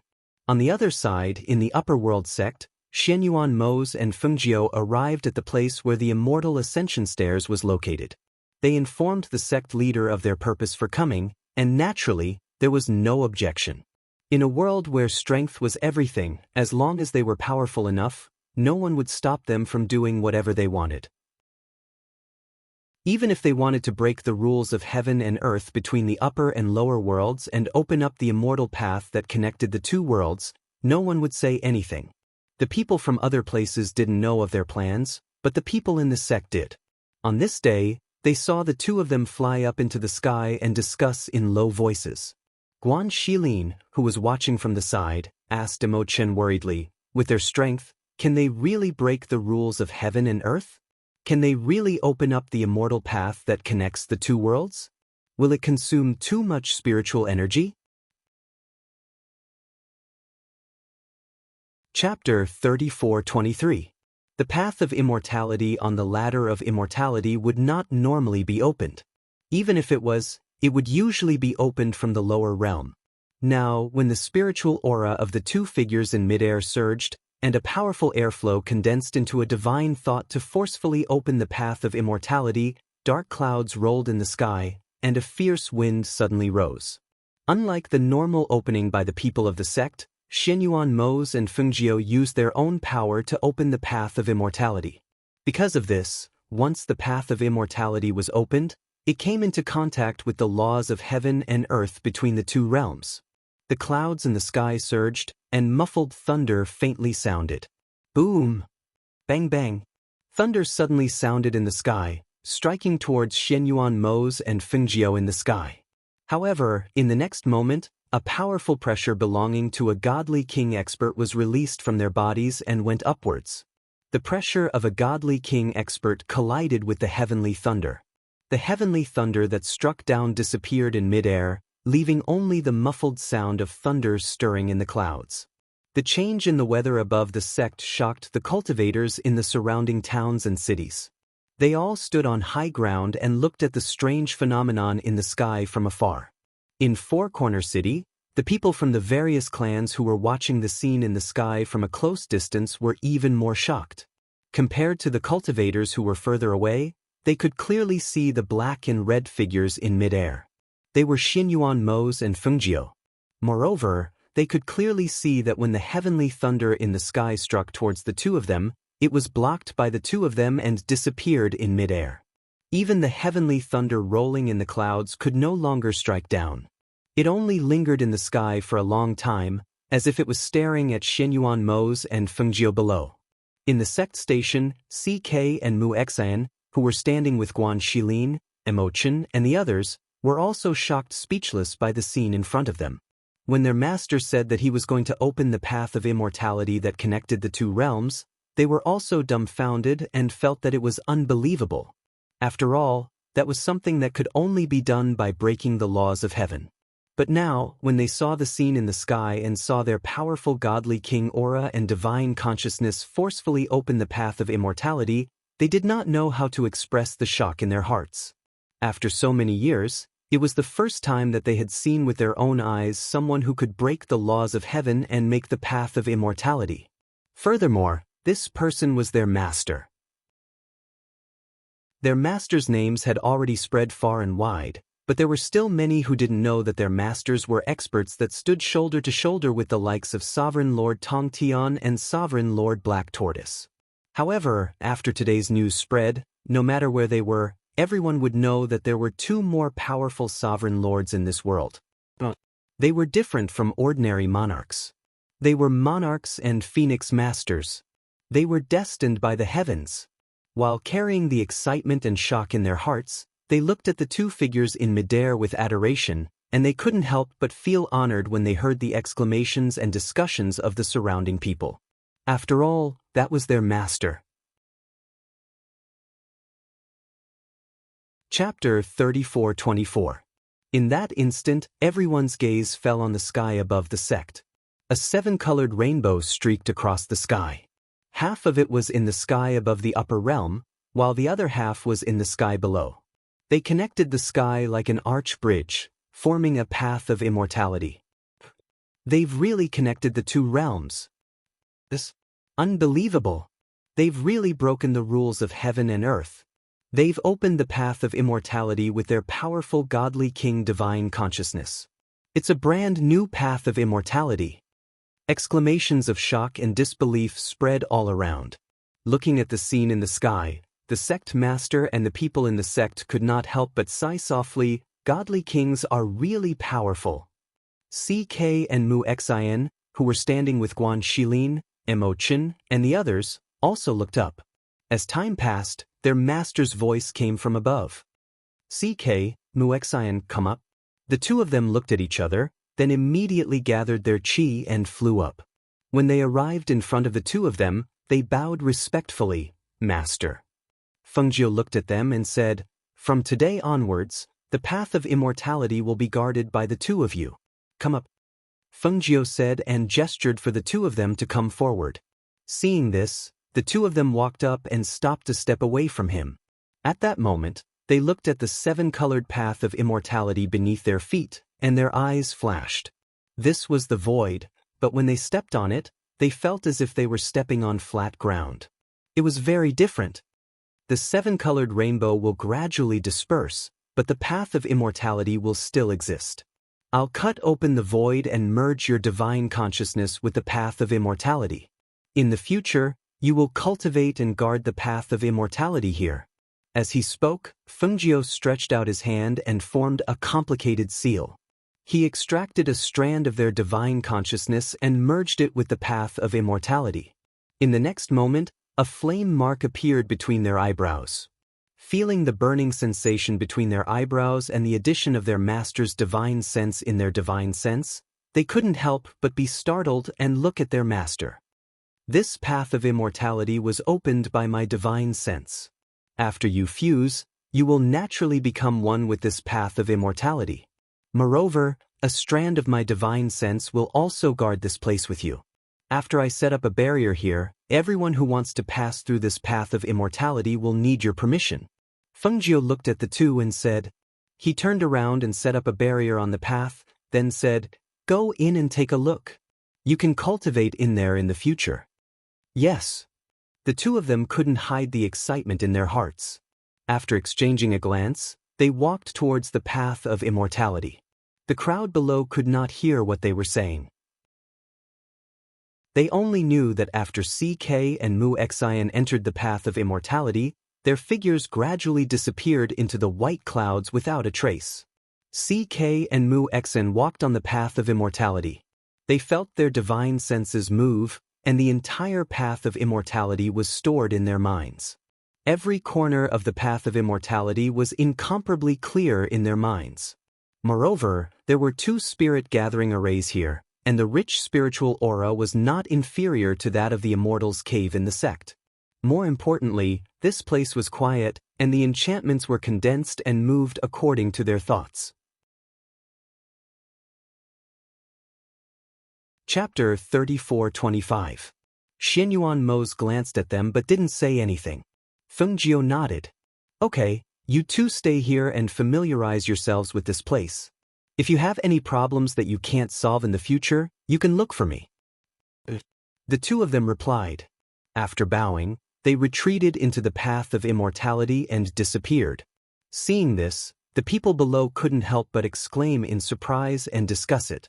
When Xianyuan Mose and Fengjio descended from the sky and headed towards the sect master, some people couldn't hold back their curiosity and stood up to see what the path of immortality was like. However, they realized that they couldn't enter it at all. Xianyuan Mose and Fengjio went to the sect master's place. The group of people sat down on the main peak and discussed in detail. Looking at the two people in front of him, the sect master asked, "So CK and Mu Xian will be guarding there from now on?" "Yes, they can also cultivate there.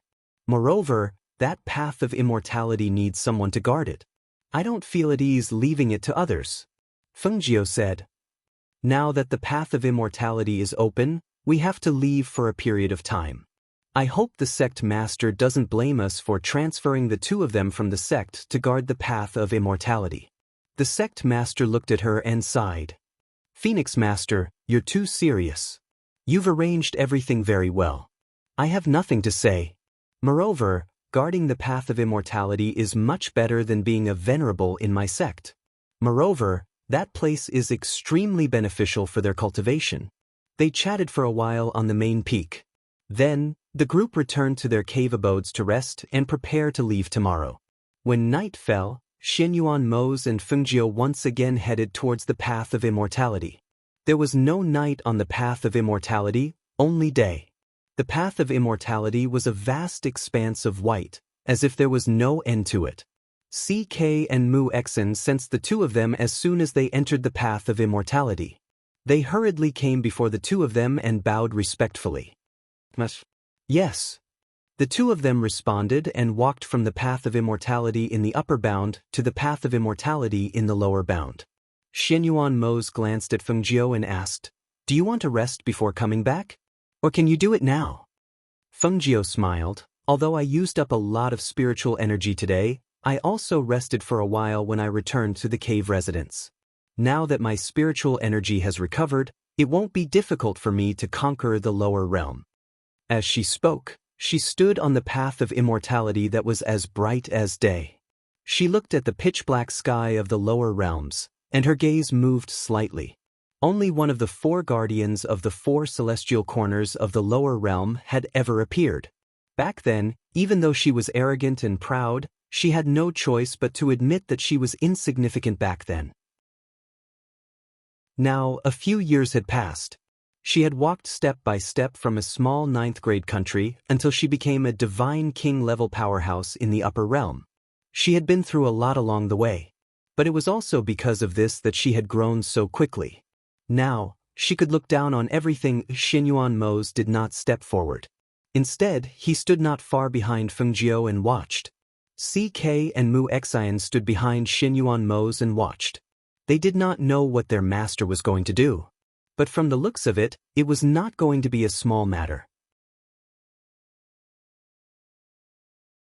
Chapter 34:26. A powerful divine sense was injected into the sky. Almost at that moment, the hearts of the 4 guardians of the celestial corners suddenly shook. They opened their sharp eyes in the palaces in the 4 corners and looked towards the path of immortality. In the next moment, 4 rays of light streaked across the sky like shooting stars and headed towards the same place. The people in the lower realm didn't react at all. Because of this, the people in the lower realm didn't know that the master of this world had changed overnight. In front of a cave residence in the sect, Emochin, dressed in white, stood with his hands behind his back. He raised his head and looked at the sky. His calm eyes were like the mysterious sea, deep and bottomless. No one knew what he was thinking. They only knew that he stood there quietly for the entire night and only returned to his cave residence to rest when the sun was about to rise. Jun Jueshang, who was also in the sect, also knew that Xinyuan Mose and Fengjiu had opened the path of immortality. That night, even though he did not walk out of the courtyard, he knew that not only had the heavens and earth in the lower world changed owners, but even the upper world had been enveloped by a new divine sense. It covered every corner and quietly changed owners. Ordinary immortal cultivators did not notice it. However, Sovereign Tong Tian and the others, who were also divine kings, knew it immediately. The others were different. After all, they knew that Xinyuan Mose and Fengjiu were both divine kings. However, they did not designate their territories as sovereigns. Now that they had taken over the upper world, it was within their expectations. However, when Sovereign Tong Tian heard the news, he was so angry that he smashed things in his palace. It was fine if it was the lower world, but he had already intended to take over the upper world. However, Xinyuan Mose had beaten him to it. Moreover, he was the sovereign of the upper world. It seemed that all the major sects and forces had tacitly agreed to it. No one stood out to stop him. This made him very angry. In particular, an expert who had just entered the Divine King realm actually had the ability to change the heavens and earth in one night. Such means and boldness shocked him. The next morning, when the first rays of the morning sun shone on the earth, the chill in the air was dispelled. Before the people in the sect woke up, a white figure walked up the mountain path. Bai Qingqing, who had not shown her face for a long time, rushed over from the sect when she received the news from her master.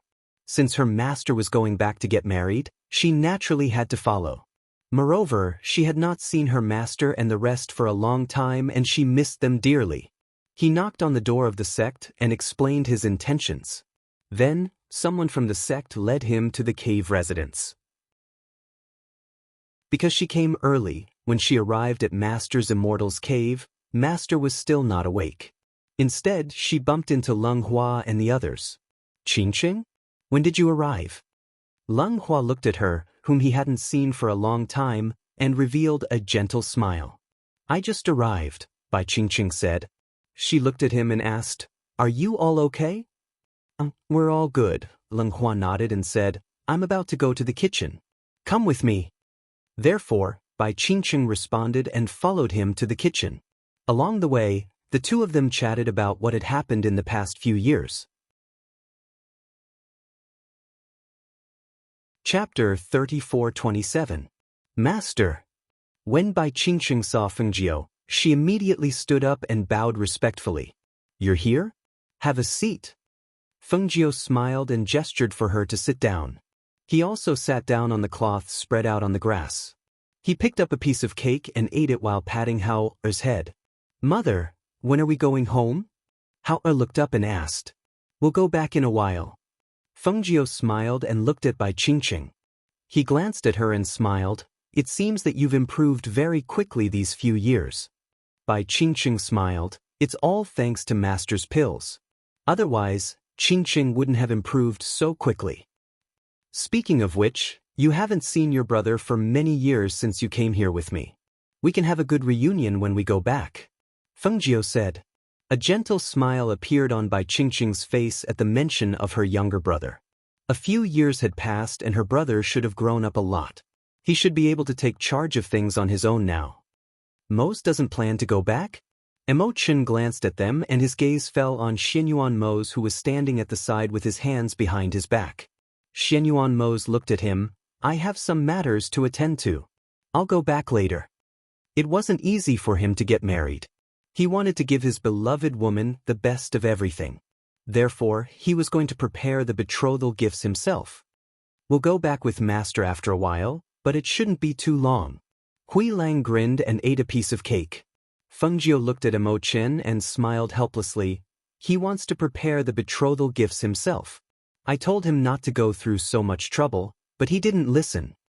Guan Shilin laughed. "Xiaojiu, you don't have to worry. With his current strength, who can hurt him easily? Getting married is a big thing. Let him prepare. We'll go back first to arrange things. There are many things to do before the wedding. We'll be busy when we go back." "Don't worry, Master. We will be responsible for the preparations," Du Fan said with a smile, waving the fan in his hand. "There are so many of us.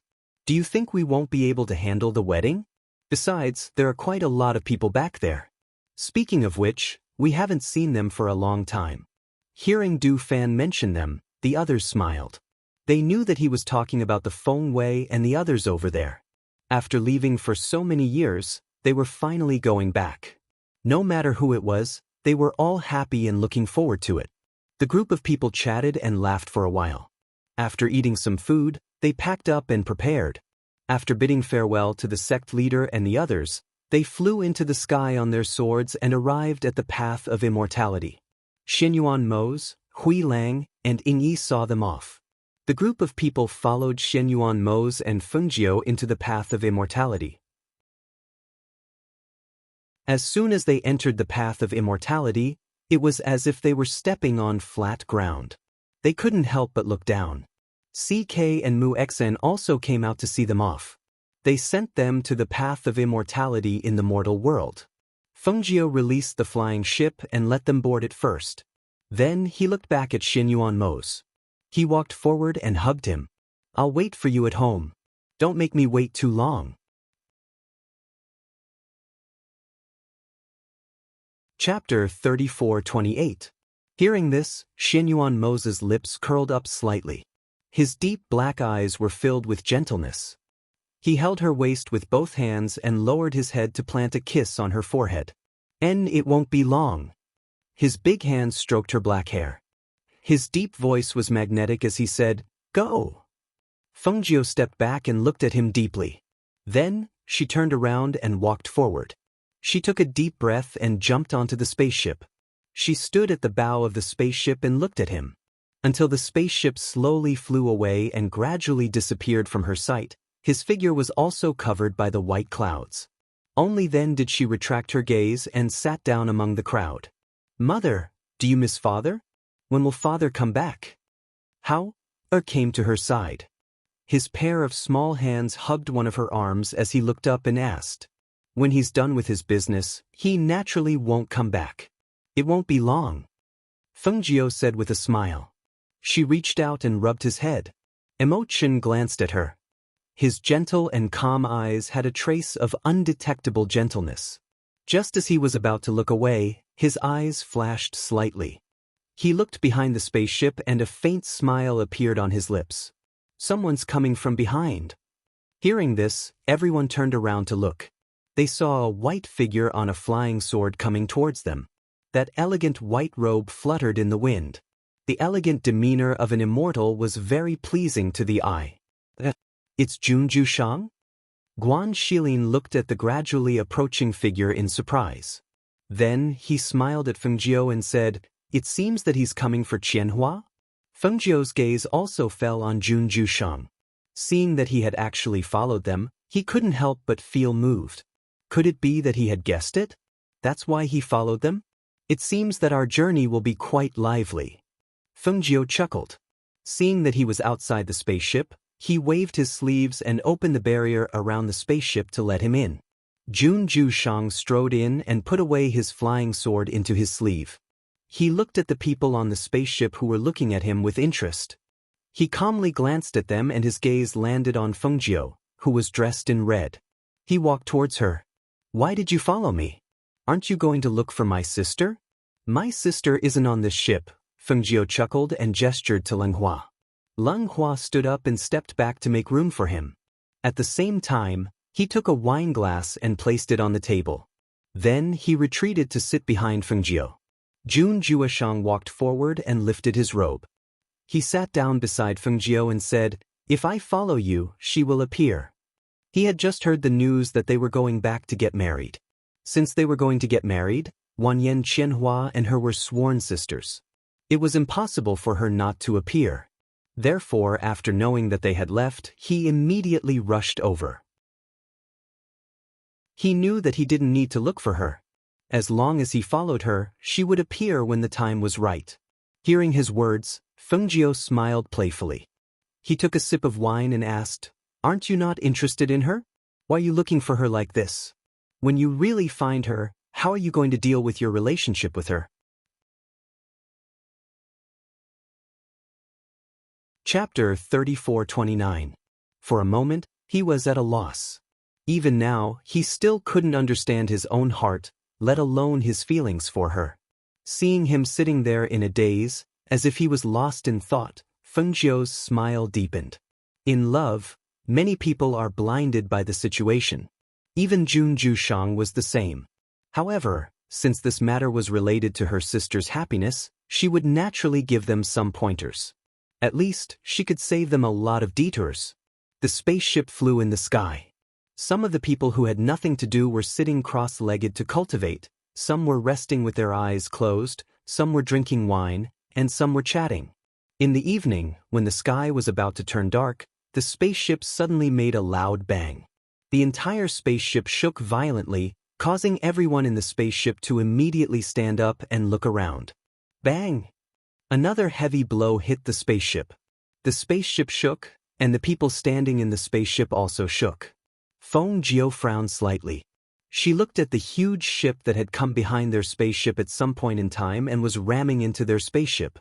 "Master, let's go out and take a look," Du Fan and the others said as they flew out. Seeing this, Guan Shilin snorted loudly, "Who dares to hit us with a ship? They're really bold." He was sleeping when he was suddenly woken up by someone. At this moment he was in a bad mood. He immediately went out and was ready to teach those people a lesson. As they left the spaceship's boundary, Fengjiu's mind moved. The spaceship slowly descended and stopped in the forest below. Almost at the moment when their spaceship stopped, the surrounding cultivators on their swords surrounded them. Each of them stared at the magnificent spaceship with greed in their eyes. "Looks like this is a fat sheep. Such a magnificent spaceship, it's better than the ones we've seen before," a man said as he stared at the magnificent spaceship that stopped on the ground. "TSK, the women on the spaceship are also very beautiful," another man said as he stared at the women on the spaceship with lustful eyes.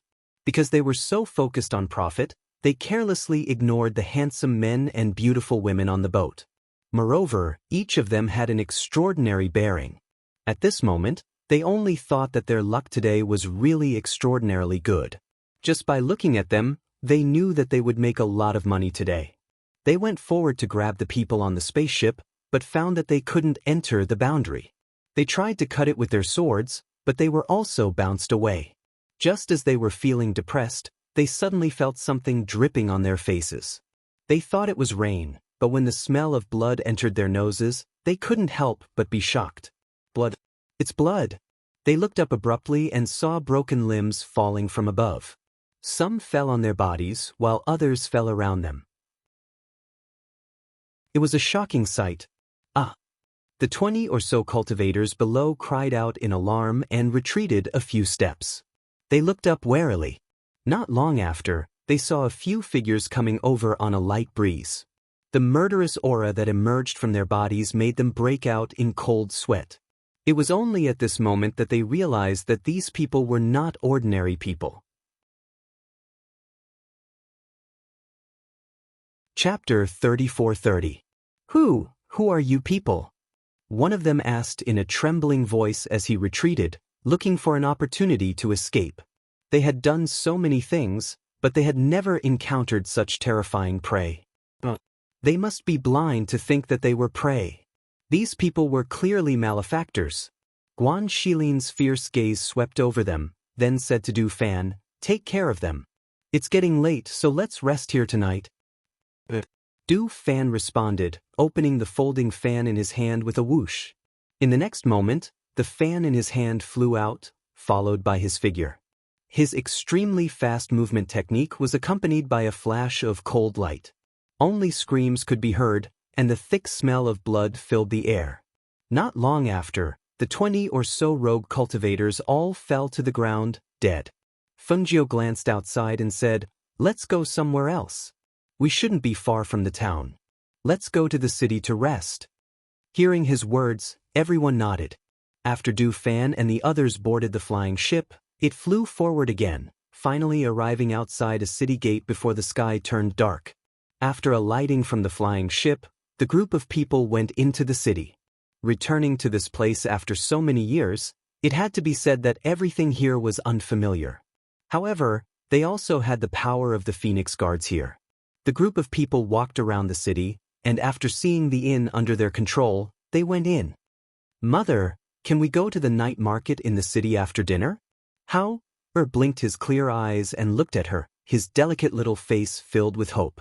Seeing this, Fengjiu smiled slightly. "Sure, after dinner, we'll go to the night market." "That's great, thank you, Mother." The little guy jumped up and down excitedly with a smile, but he felt that this was not good, so he quickly stood properly. Because there were many of them, after checking into the inn, Leng Hua went to the shopkeeper and found out that the inn only had a few rooms and a few guests. Therefore, he told the shopkeeper not to accept any more guests. The group of people ate on the first floor of the inn, while Leng Hua, Du Fan and the others stayed behind to deal with some matters. After all, there were many things to do to contact the Phoenix Guards. As for Guan Shilin and the others, seeing that Fengjiu and the other women went to the night market, they did not follow them, but went back to their rooms to rest first. When the sky darkened, Fengjiu and the others entered the city and attracted the attention of all parties in the city. However, they had been away for many years, and in such a city, not everyone could recognize Fengjiu and the others.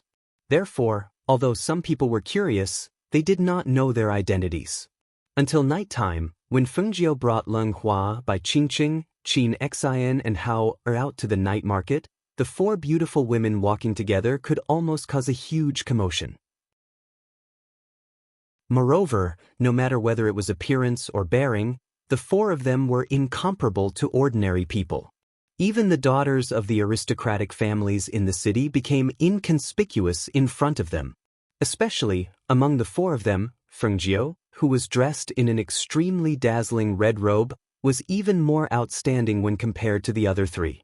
Even if their appearances were superb, at a glance, the most outstanding and the most eye-catching one was Fengjiu, who had a lazy smile on his face. Chapter 34:31. The man in luxurious clothes revealed a smile that he thought was handsome and unrestrained. He looked expectantly at the beautiful women in front of him. His gaze swept across the four of them before finally landing on Fengjiu, who was dressed in red with a languid and wanton air. Compared to the other three, the woman in red had a wanton air about her. Her languid and casual movements inexplicably tugged at his heartstrings, causing him to be unable to tear his eyes away from her. Leng Shuang and the other two who were following behind Fengjiu saw the man staring straight at their master. A frosty expression appeared on their faces, but since their master did not speak and the other party did not make any other moves, it was not appropriate for them to make a move. Fengjiu looked at the man in luxurious clothes in front of her, and a smile appeared on her beautiful face. Her indifferent voice carried a hint of laziness as she said, "No need, please make way." The world loved beauty, so the man's actions were normal. After all, she knew that they would not be calm once they came out. As long as the man's actions did not go overboard, she would not casually make a move. Hearing the woman's indifferent voice, the man's heart skipped a beat and he could not help but take a step forward. However, the moment he took a step forward, Leng Shuang, who was standing on Fengjiu's left, swept a cold glance and sent the man flying several meters away with a palm strike. She could tolerate the man staring at their master, but she could not allow him to take half a step closer to their master. Bang! Young master! In an instant, the scene became chaotic. The man fell heavily to the ground. Due to the surge of his blood, a mouthful of blood surged from his chest and spat out from his mouth. The guards were so shocked that they rushed forward to check on him. Two of them even glared angrily and drew their swords from their waists to step forward. "Stop!" The man in luxurious clothes hurriedly shouted. He did not bother to wipe the blood from the corner of his mouth and glared angrily at the two guards. "What are you doing? If you disturb the beauties, I will hold you responsible." When Fengjiu heard this, the corner of her mouth twitched. She was speechless. Even Leng Shuang and the other two glanced at the man strangely after hearing his words. Hao, who was holding Fengjiu's hand, quietly looked at the man and then at his mother. He couldn't help but think that his mother was so beautiful and his father wasn't by her side. It seemed that he had to protect his mother on behalf of his father and not let other men get close to her. "Let's go." Fengjiu held Hao's hand and walked forward, passing by the man in luxurious clothes. Leng Shuang and the other two followed. However, they saw that the man was not afraid of death and went forward again. He jogged to 3 steps in front of their master and bowed in a strange manner. "It's all my fault for being rude just now. Please don't take it to heart. Actually, I don't have any ill intentions," the man hurriedly said. Hearing this, Fengjiu stopped walking. She glared at him and said, "If that's the case, then stop bothering us." Seeing this, the man hurriedly said, "But miss, do you really not need someone to lead the way for you? I'm familiar with this city. I know where the night view is the best and where you can find the most popular rouge and face powder. We don't need it." Fengjiu glanced at him indifferently. There was already some impatience in her eyes. "Go." The man was about to say something when he saw a cold and delicate child suddenly walk in front of him. He couldn't help but be stunned for a moment.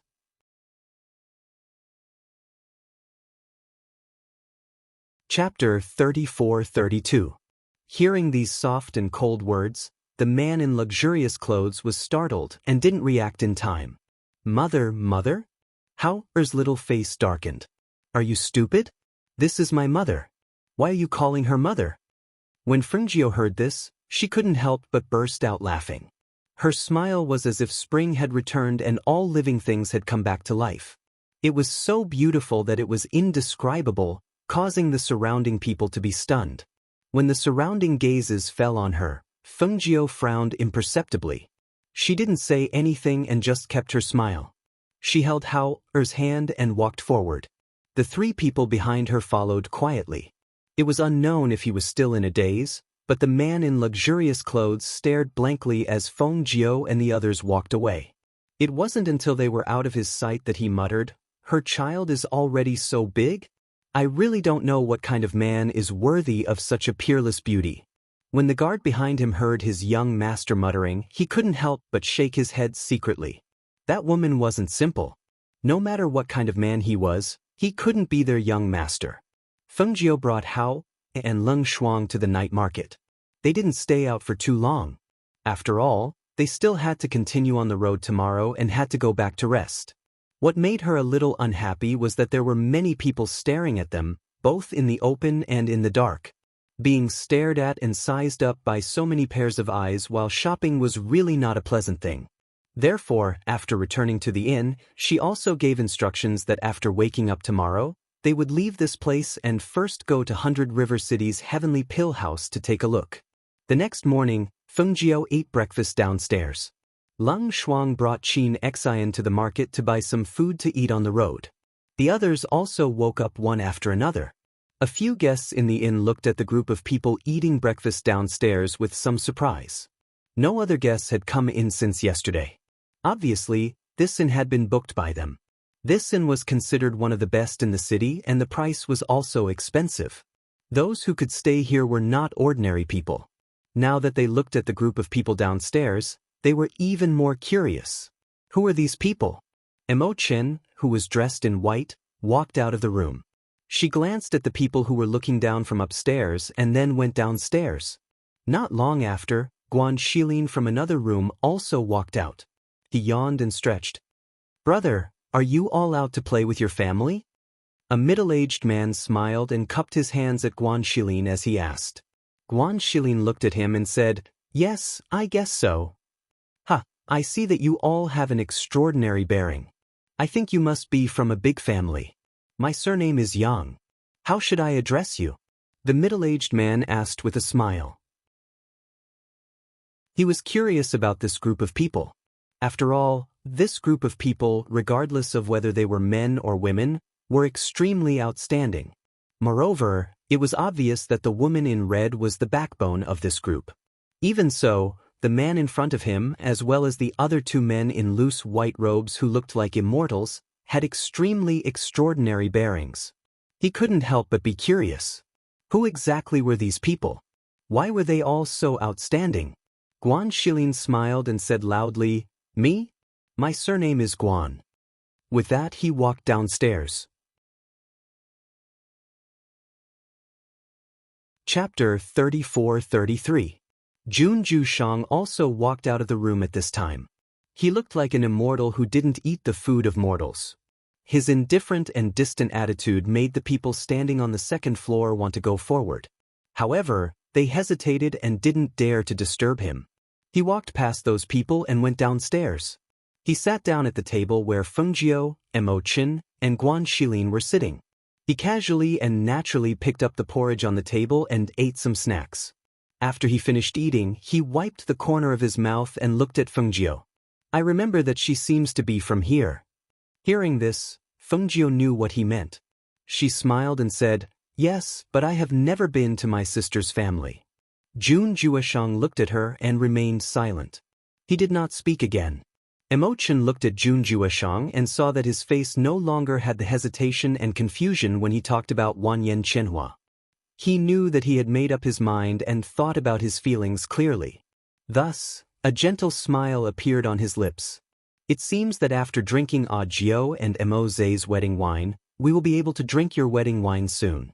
Jun Jueshang, who had just picked up his teacup and was about to take a sip, heard this. His hand froze for a moment. However, he thought of something and his expression slowly returned to normal. He did not speak too bluntly and only said, "There will be a chance." Hearing this, Fengjiu raised her eyebrows and a smile appeared on her face. She held her chin with one hand and a teasing smile appeared in her eyes. "It's just that it will be a little difficult to get my sister to nod her head." Moreover, Jun Jushang couldn't help but ask, "Besides what?" Jun Jushang asked when he saw that she had stopped talking halfway and the smile on her face was somewhat baffling. I can't say it, I can't say it." Fengjiu shook her head calmly. She thought to herself, "If I say it, will there be a good show to watch?" She was now thinking, when Jun Jueshang saw her sister with a big belly, would he look like he had seen a ghost? Just thinking about that scene made her want to laugh. On the other side, Leng Shuang and Qin Xian were shopping outside. In addition to some dry food, pastries, and meat, they also bought some local fruits and some snacks. "Is there anything else you want to buy?" Leng Shuang looked at Qin Xian and asked. Qin Xin shook her head. "We've bought almost all the food we need. We've also bought some snacks for the little master. There's nothing else we need to buy." Then let's go back. "Master and the others have to wait," Leng Shuang said. Just as they were about to walk back, they saw the pedestrians covering their noses and avoiding them, looking at the street behind them with disdain. Seeing this, the two of them stopped and looked back. They saw a group of 50 to 60 people, old and young, with tattered clothes and disheveled hair, being herded into the city. Those people's hands and feet were chained with black iron, and they staggered as they walked. Their bodies were covered with whip scars, and every one of them seemed to be severely dehydrated. Their lips were cracked and blood seeped out. What are you looking at? What's so good about a group of slaves? Get out of the way! The surrounding guards held whips in their hands and shouted at the onlookers. The whips in their hands fell to the ground, making a "heh" sound. Chapter 34-34. Phew! Seeing the whip, Chin Exen couldn't bear it. She moved her fingers and a breath hit the man's hand holding the whip. The man cried out in pain and the whip in his hand fell to the ground. Who dares to attack me? The guard cursed angrily. He looked at his red wrist and glanced around. Chin Exen looked away and explained to Leng Shuang next to her in a low voice, "It's just a 7 or 8-year-old child. I couldn't bear to hurt him." She was worried that Leng Shuang would blame her for causing trouble. After all, they came out with their master and couldn't cause unnecessary trouble here. You didn't hit him too hard. As Leng Shuang spoke, she glanced at the guard who was scolding him. Just as she was about to retract her gaze, she suddenly trembled. She looked at the tall figure in astonishment, which was rare for her. Hearing her words, Chin Exen was relieved. However, she felt that something was wrong with her, so she asked, "What's wrong?" Following her line of sight, a tall man stepped forward to help the child up from the ground. At this moment, the guard had already picked up the whip on the ground and lashed out at the man and the child with the anger from before. Chin Exen was about to make a move. After all, with Leng Shuang's words just now, she was not so worried. However, she never expected that before she could make a move, Leng Shuang, who was next to her, had already shot out like a gust of wind and kicked the guard who was holding the whip out of the way. She was slightly stunned and a little surprised. Was it someone she knew? She immediately followed him. Who is it? When the surrounding guards saw the cold and elegant woman in tight black clothes kick their brother away, they immediately surrounded her and questioned her. Leng Shuang didn't look at the dozens of guards. He just stared at the tall man seriously. After seeing his surprised eyes, he asked, "Gu Xiangyi?" The tall man, Gu Xiangyi, quietly looked at the cold woman in tight black in front of him. There was surprise, astonishment, and surprise in his eyes. He opened his mouth but couldn't say anything. He just nodded. He recognized her. She was Leng Shuang, Fengjiu's confidant. If she was here, Fengjiu must be here too. Since they parted that year, he didn't expect that they would meet again in such a situation. It made him sigh and sigh with emotion. At this time he felt more relieved. He had been worried all the way.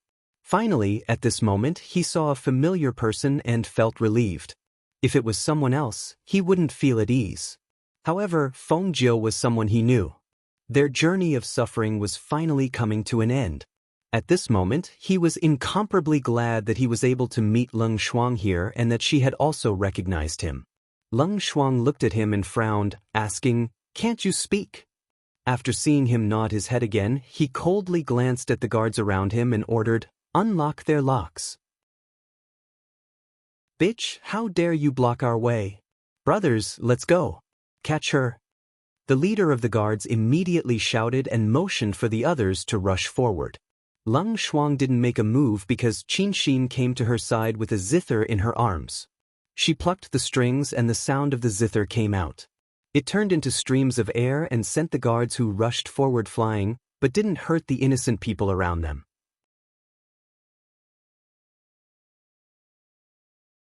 Chapter 34-35. "It's Qin Exen's zither," said Leng Hua as he walked out of the inn and looked outside. Fengjiu stood up and said to Mo Chen and Zhen Zhishang, "You guys stay here and drink some tea. I'll go take a look." As he spoke, he had already walked out. Leng Hua and Du Fan followed him, while Guan Shilin stayed behind to accompany Mo Chen and Zhen Zhishang. Actually, even if something happened here, they didn't have to worry. No one in the upper realm dared to provoke her, let alone in the lower realm. Come, let's drink. Guan Shilin called out to the two of them and continued the previous topic, while Bai Qingqing sat with Hao on the side, waiting for them to return. On the other side, the guards were beaten to the ground one by one in a sorry state. Some of them couldn't take it and spat out blood, while others took advantage of the chaos and quickly blended into the crowd to escape. At this moment, the surrounding people were all staring at the beautiful woman holding the zither in her arms, dumbfounded. She had only lightly plucked the strings of the zither, but she had actually made the dozens of guards fall to the ground and spit out blood one by one. At this moment, the only thing that appeared in the minds of the people was, you really can't judge a book by its cover. If they hadn't seen it with their own eyes, who would believe that such a delicate woman could be so destructive? Do you know her? Qin Xen looked at Leng Hua with a gentle smile on her lips. Yes. Leng Hua responded. Qin Xen walked forward and walked among the guards. She took a bunch of keys from the waist of the leader and handed it to Leng Hua. Leng Hua took it and handed the keys to Gu Xiangyi. My master is right in front. I'll take you to see her. Hearing this, Gu Xiangyi used the keys to undo the chains on her hands and feet, then helped her father to undo the chains on his hands and feet. She then handed them to the people behind her and let them undo the black iron chains. It didn't take long for them to break free from the shackles. They supported each other as they walked towards Leng Shuang and Qin Xin. However, right at this moment, a stern shout that contained a powerful pressure resounded. At the same time, a wave of killing intent swept towards the members of the Gu clan. Want to leave? Leave your lives behind. The voice shouted, and the wind from a palm also attacked the people of the Gu family. It was as if they didn't care about human lives and wanted to take their lives with a wave of the hand. At this time, not only were the people of the Gu family unable to speak, but even their spiritual auras had disappeared without a trace. They were like ordinary people and couldn't avoid this fatal blow at all. Seeing this scene, Leng Hua, who was dressed in black, flew out. When her black figure swept out, she moved her hands and a strong pressure surged out. As she struck out with her hands, the strong airflow that contained a strong pressure knocked back the opponent's airflow. The two airflows collided, causing the middle-aged man to spit out a mouthful of blood. His body flew straight out and hit the wall of the city gate. Bang! Kacha! His body slammed into the wall and then fell to the ground. Immediately after, the sound of the wall cracking could be heard. In the next moment, a loud rumble could be heard. After the wall cracked open, it suddenly rolled down and smashed towards the middle-aged man who had fallen to the ground. That you're tuning in to the Dreamy Chapters YouTube channel.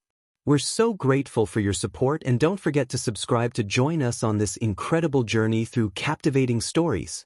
Your generosity through donations truly makes a world of difference, as it's the primary source of revenue that allows me to expand and enhance this channel for you.